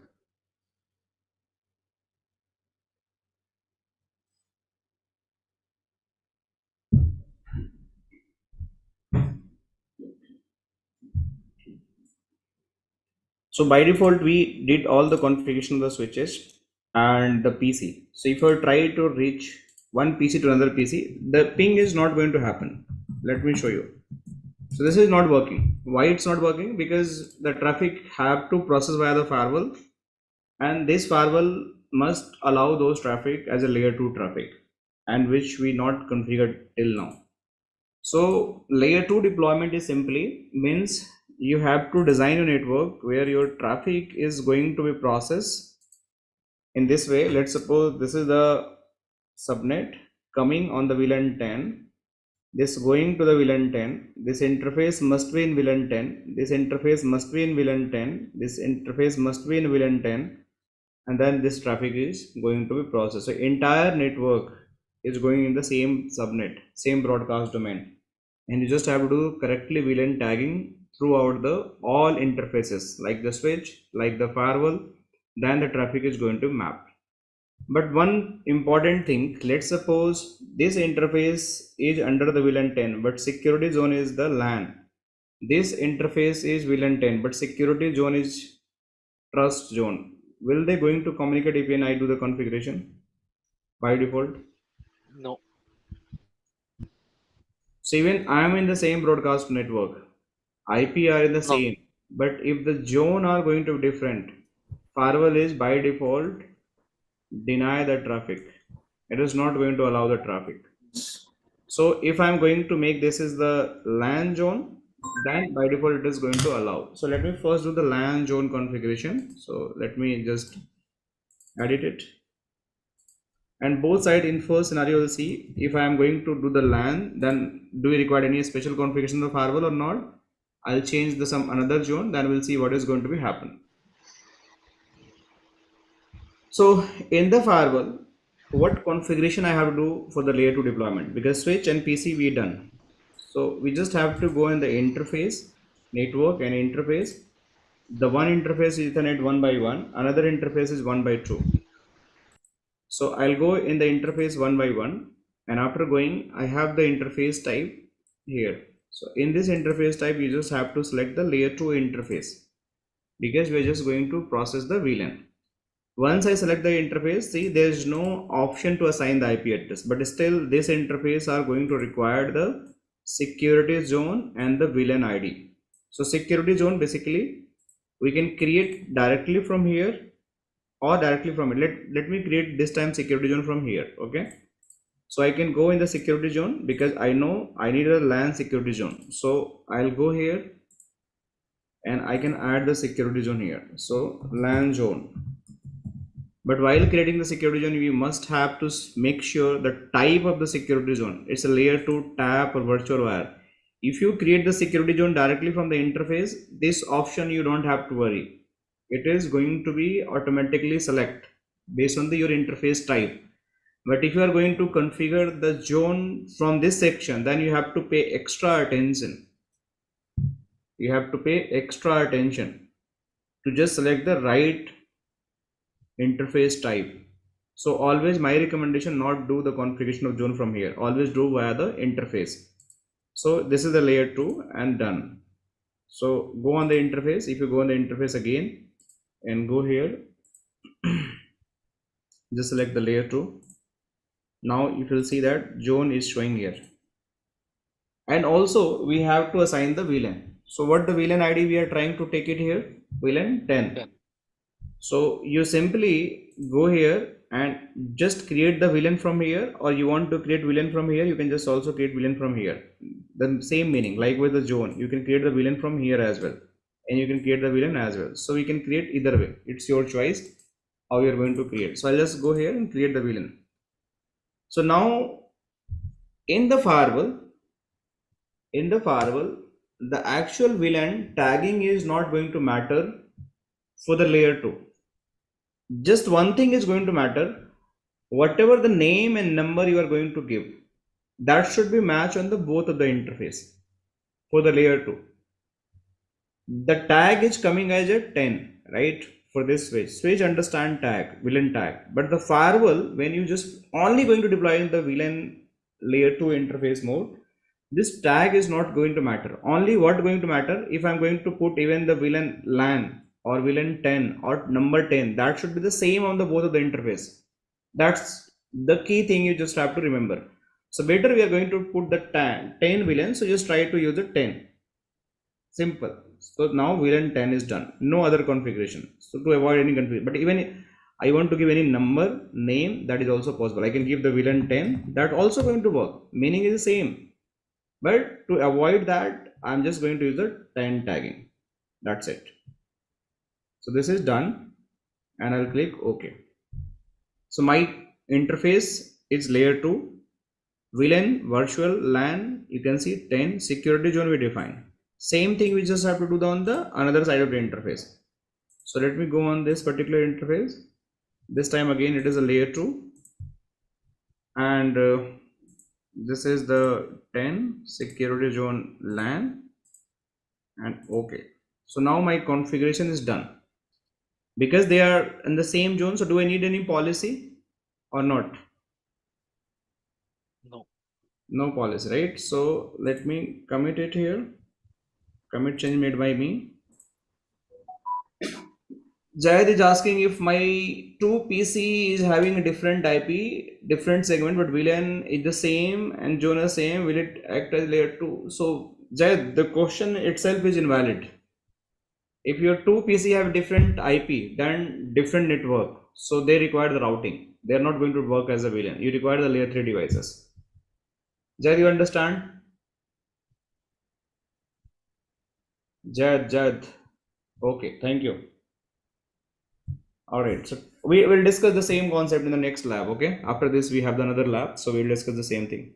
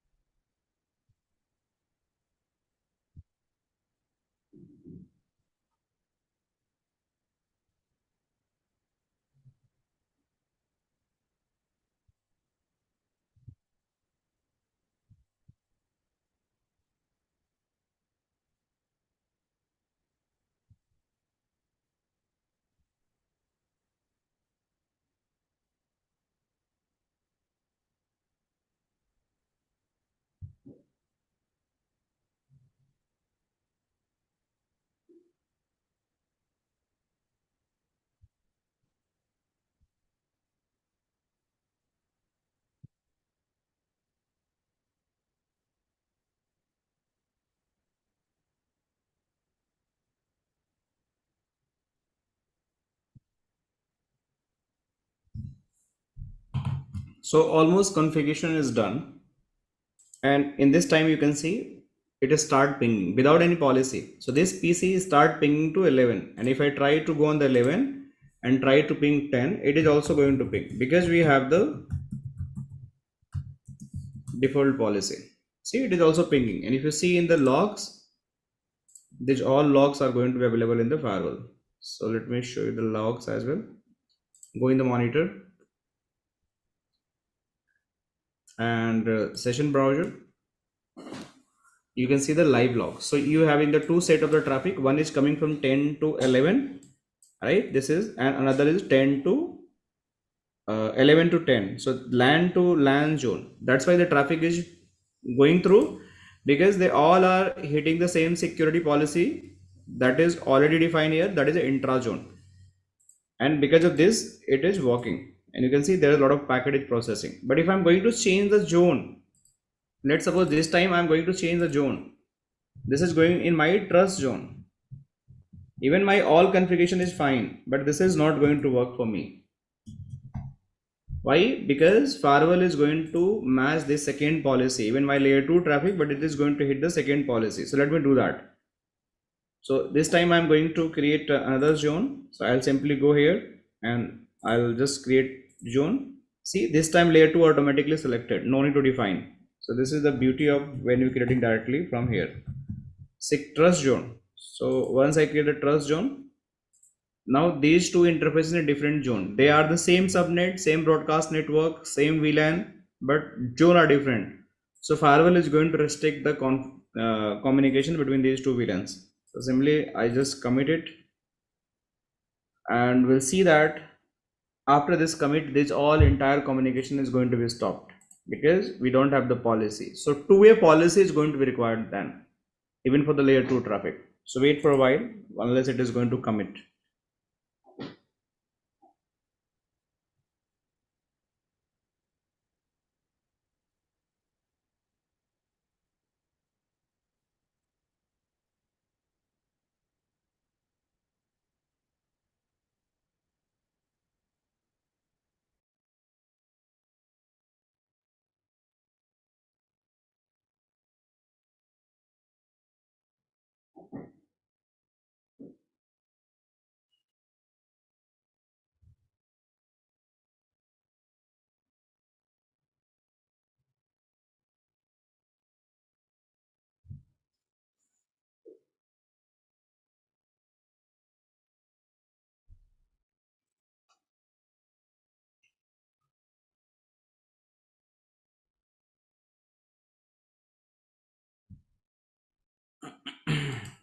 So probably the traffic is going to be stopped very soon.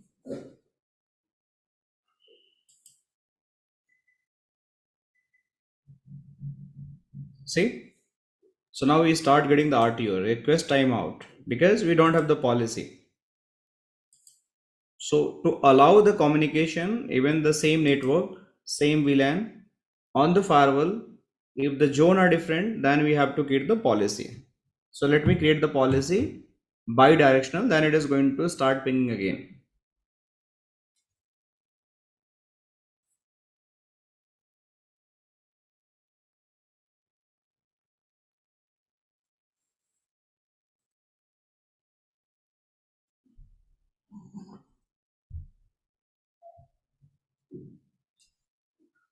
Do we have SOP of this? Means whatever configuration we are doing.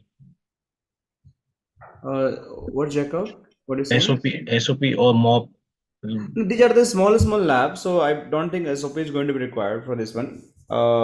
We have the entire full lab guide of the Palo Alto. That is quite complex, right? You have to refer each and every steps.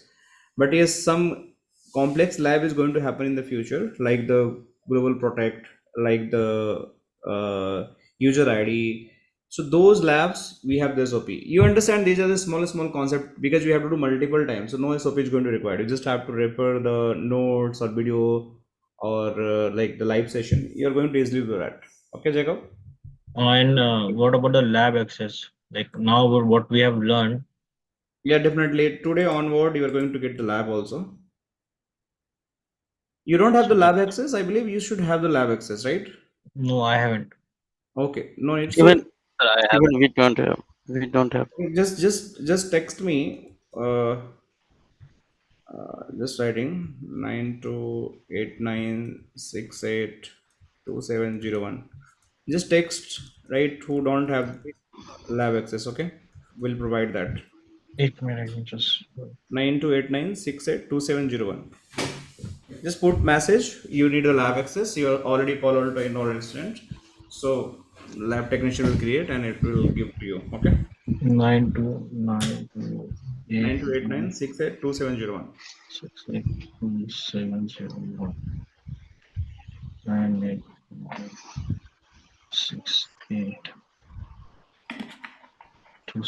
Okay.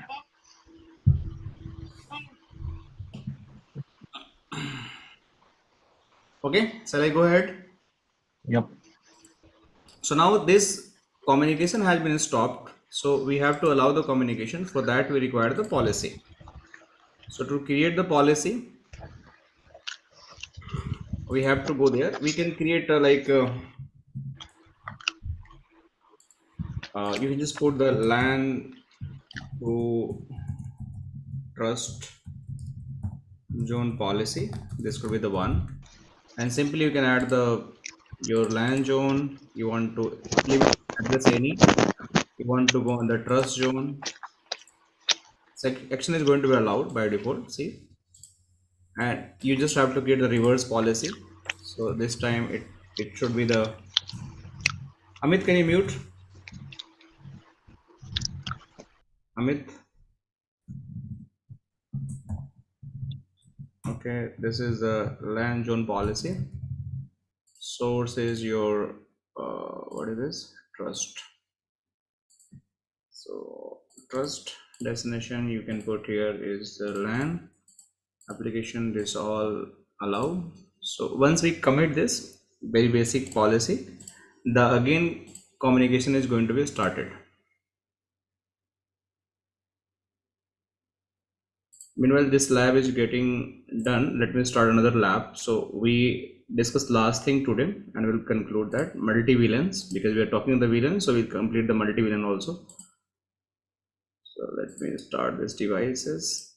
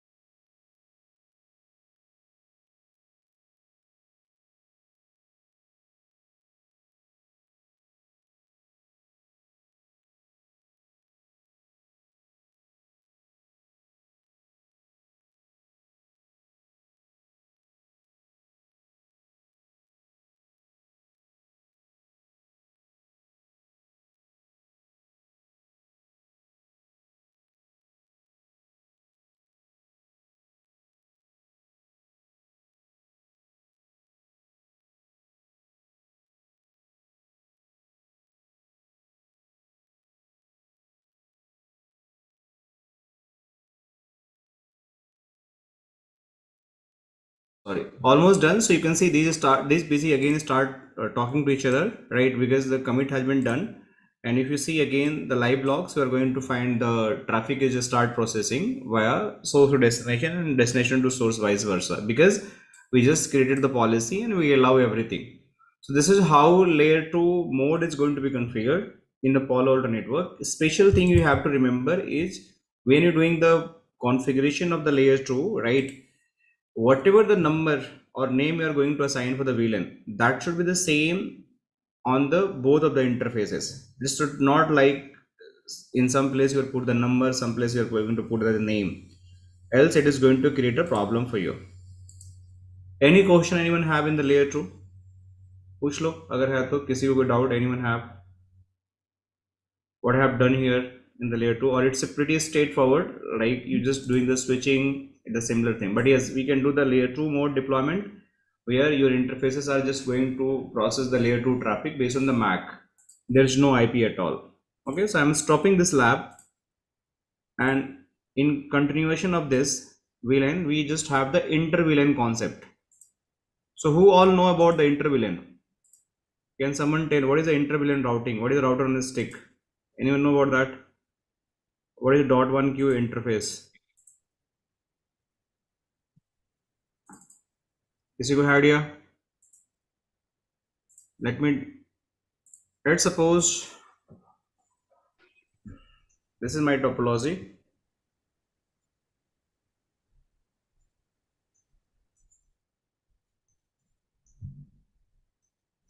This switch have the two PC A, B, but this time I have the different IP address.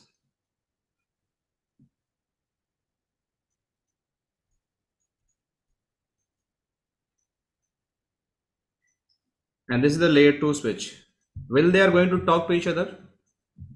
No. No, right? All are agree it is not going to talk. Anyone have a different opinion?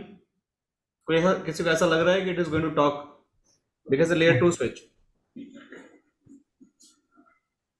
Yes, no, maybe कुछ तो बता दो आप लोग. बाकी सृजन, त्रिलोक, जायद, Ram, Partha, Suresh, all okay? All understanding same? Okay. So if I want to make the communication, how it is possible? What I can do? We have to create the layer 3 routing between. Where I can create the layer 3 routing? So maybe we can put the router above of that. We just require the router. Then Yes. router need to connect the switch. Switch. Yes. Then And what is going to happen? Or we can need a device which can do the routing. No, L3 switch or it is router, it's fine. Yeah. No, this is the L2 switch only. So Yeah, then we the need a router. Okay. Then what is Yeah, the next? exactly. This port is going We to can make- access We port or can trunk make port? one device as a router. So this is router. Now we have the L3 device router. Okay. So this port is access port or trunk port? Would be the access port because end users will connect only Access port, and this is going to pass the VLAN 10. This is access port or trunk port? access port And this is going to pass the VLAN 20. 20. And this port? Trunk. Could be a trunk port and it should be a VLAN 10 and 10 and 10 20. 20. And this port? it should be both virtual interfaces need to be created. Virtual with the interface is VLAN created for with the encapsulation routing that VLAN 10. different networks. Encapsulation. .1q interface, right? Yes. Yes.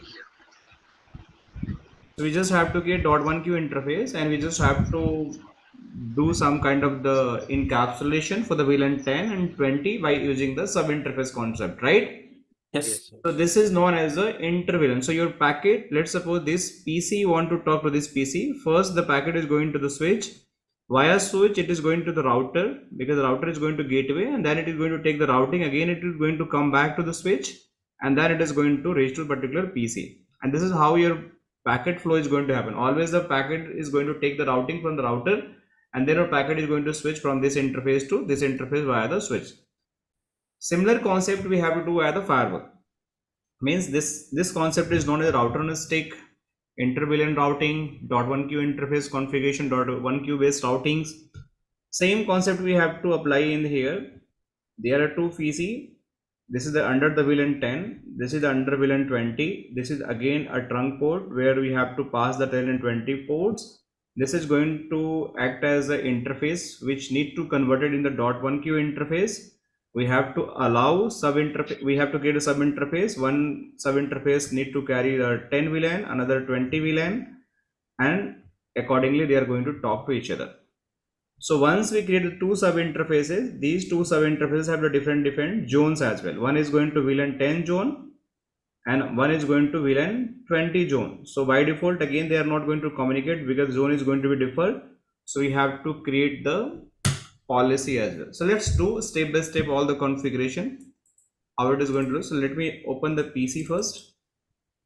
I need to assign the IP address, and we just have to disable the firewalls. So this is another PC.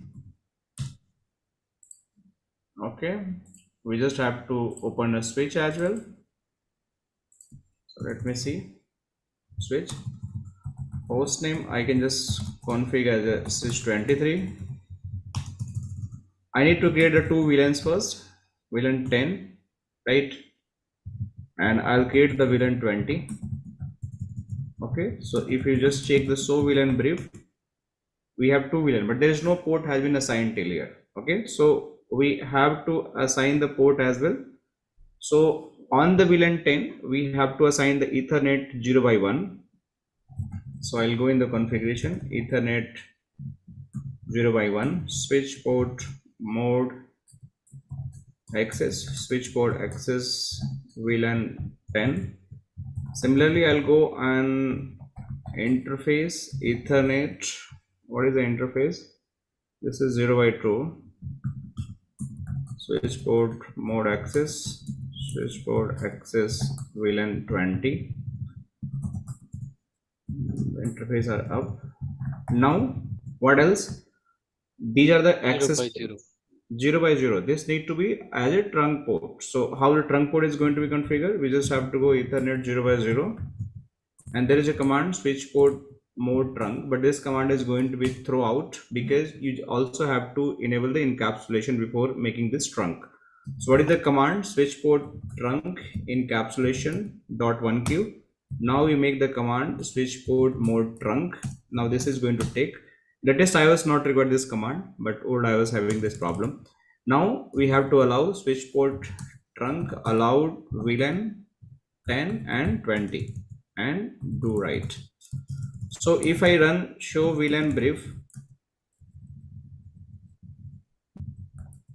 so you see we have the VLAN 10, right, 0 by 1, VLAN 20, 0 by 2, but it's not showing the VLAN means trunk port information, right, by running this command. So if you want to see the trunk port, which is Ethernet 0 by 0, so you have to run the command show interface trunk.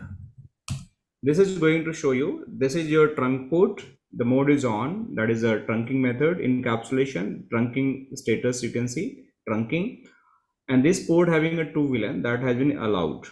So we are fine. Next, we have to configure the IP on these two PC.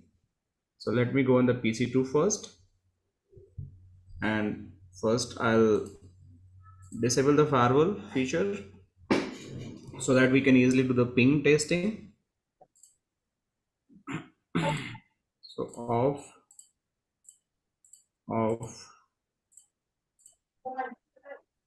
apply,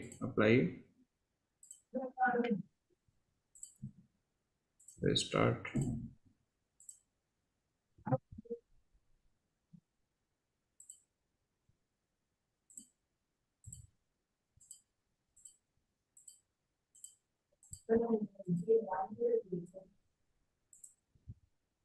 Apply.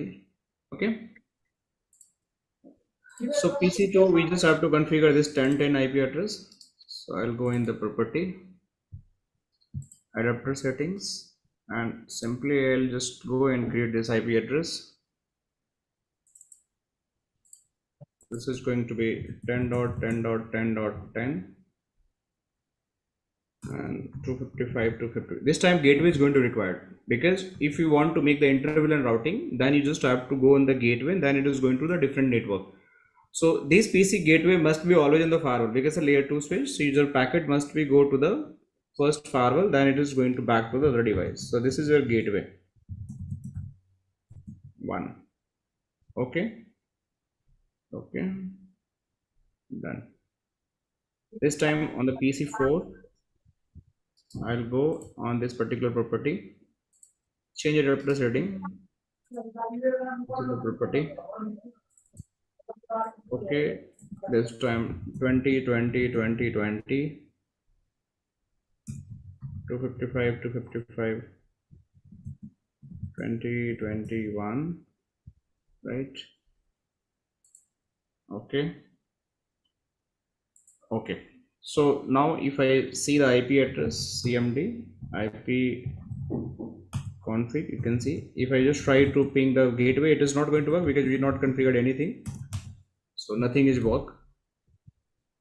Now we done this entire set of the configuration. We have to do the configuration of the Palo Alto. How the Palo Alto firewall is going to be configured. So let me see if this device is ready. So let me check admin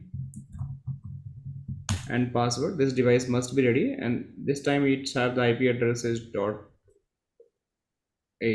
So let me show system info. Yeah, 8. So let me just go here, HTTPS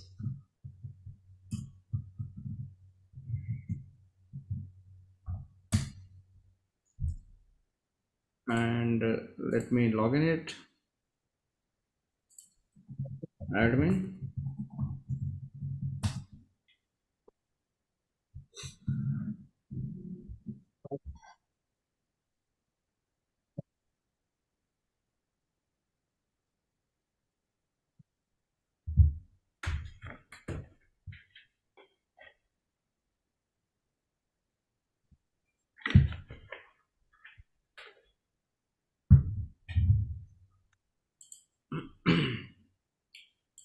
So let's do the configuration. So right now you can see these two networks are connected to the firewall with a single interface. That is the Ethernet 1x1.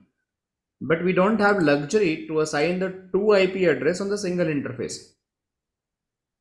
Because one interface can only assign the IP address 1, not 2. So what is the solution? So in this solution, in this case, we have to use the solution that is the sub interface solution. So we have to create sub interface for this particular interface. So this interface have to assign the IP address. So interface type must be the layer 3 interface type. So first you have to go there, because if you are not going to make the layer 3, you don't have the option to get the sub interface here. See, the option is disabled. So once I go and make the interface type as a layer 3, then we'll see the sub interface option has been enabled. So we have to create two sub interface, one for the VLAN 10, one for the VLAN 20. So now I'm going here, and we also no need to define the zone and all. We define the zone and everything on the sub interface only. So I'll go here, and this time I have to use a tag. So you can see the VLAN tag. This time the tag would be the exactly same what you doing then the switching. But this is the local number. This is not exactly tag number, but this tag must be the same. But what is the best practice? Always use the same number in the interface ID and the tag to just avoid the confusion. But you can use any different number for the ID, that doesn't matter with the tag. So tag is the actual VLAN that start from 1 to 4094. You can see the range as well. So for this interface we are going to create for VLAN 10. So I'm just simply going to put the 10 and the tag is 10. Virtual router we'll discuss tomorrow definitely, but right now I'm selecting default. What is the default? We'll discuss about that. Security zone. So this is the VLAN 10 zone. Okay. So we'll create one of the security zone here, and I'll put the VLAN 10. Type is layer 3. By default it is selected. VLAN Okay. 10 is missed. Oh, sorry. Leave it, sir. No problem. No, I need to. I need to move, no? Else it is going to create a problem. Okay, let me create a new one. Okay, VLAN 10. IP this time IP is a 10.10.10.1/24. We require the management interface because we need to ping pong, right? So I can create the management. If you want to just use a default MGMT, HTTPS, SSH, ping, that not required all, but I'll just show you how you can do that. Know the information, done. Warning coming, leave it. So one interface created. Another sub interface we need to create, that for 20. Here the same virtual router. This time we have to create the VLAN 20 and okay, IP 21/24, and this is going to require the management. Okay, and okay, yes. So this is done. So we configured this particular interface, sub interface. We also require the policy because we have to initiate the policy VLAN 10 to 20 and 20 to 20. So we just create one policy and we include the both VLAN in the same. So let me write in this way: VLAN 10 and VLAN 20 policy. So in this, what I'm going to do that simply I'm going to add VLAN 10 and 20 source address, destination address. You just add here like this. In single policy, I'm just adding the both of the source and destination, both source and destination zones. So I can create two different policy. That is the best practice, but we know that we are just doing the testing where we need to allow the bidirectional communication. Just make sure the traffic is processing for the inter-VLAN routing. That's why I'm just doing this, the simple configuration. Application services, leave it any, so action allowed, done. So policy done, right? We created the interface, sub interfaces. Let me commit it and we'll see what is going to be happen.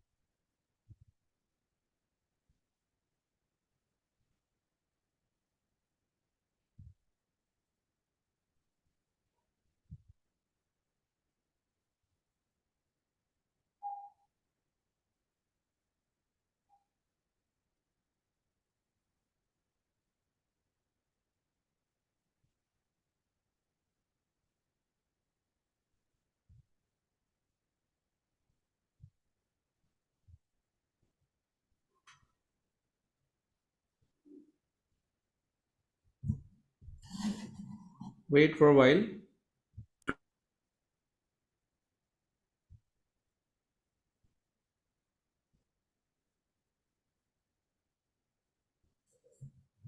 So almost done.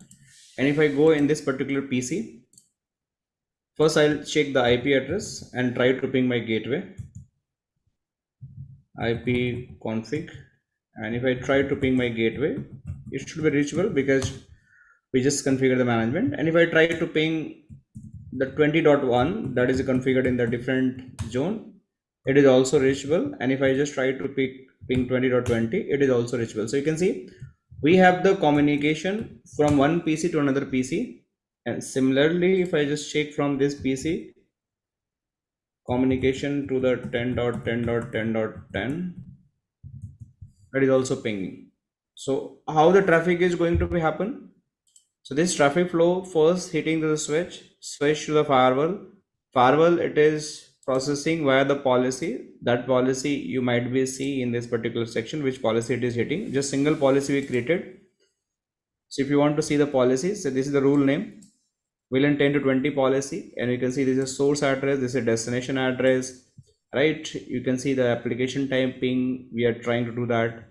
And here we have the sub interfaces we just configured, and in this sub interfaces one we assign the IP for the both sub interfaces. These are the local number. This number you can, this number you can use any from 1 to 4 times 9, but it always recommended use the exactly the tag value to just EGS. If I use a 100 or 200 and here 1020, it is also going to work. But VLAN, you can see, VLAN tagging is must, that is required, and VLAN security zone is must, it is going to be required. So this is how inter-VLAN routing we can do in the firewall without any problem, similar to the router, if it is going to require. Any question anyone have? What is the inter-VLAN routing? where we understand how to create a sub interface as well. Batao, if anyone have any questions. No, sir. Okay, so shall we continue from tomorrow from here, or you want to understand DSCP right now? What do you guys say? Tomorrow. Small topic, we can configure it, but if you guys okay, then we can continue tomorrow. Your choice, sir. No problem. Okay, no problem. So let's do it tomorrow in the fresh mind. Okay. When tomorrow we'll try to understand the DSCP configuration. We'll try to understand the virtual router configuration. We'll try to see if virtual wire and tap mode also going to be either one is going to be complete definitely, but if it is going to complete two, then we'll see how it is going to happen. Okay. So all okay for today? Yeah. Yes, sir. So thank you so Jiska, much. how to get the recordings? What's the process? You just ping on this number. What number I say, right? Okay, you'll get that everything. No need to worry. Jacob, ठीक है. okay, आप उसको ping कर देना. आपको recording सब कोई भी दिक्कत हो just ping it, right? ठीक है, क्योंकि आज जो हुआ है ना, मुझे एक बार फिर go through करना चाहिए. हाँ, definitely you're going to get. Recording will be there. Lifetime access we have. No need to worry. But it is going to provide it. See you guys.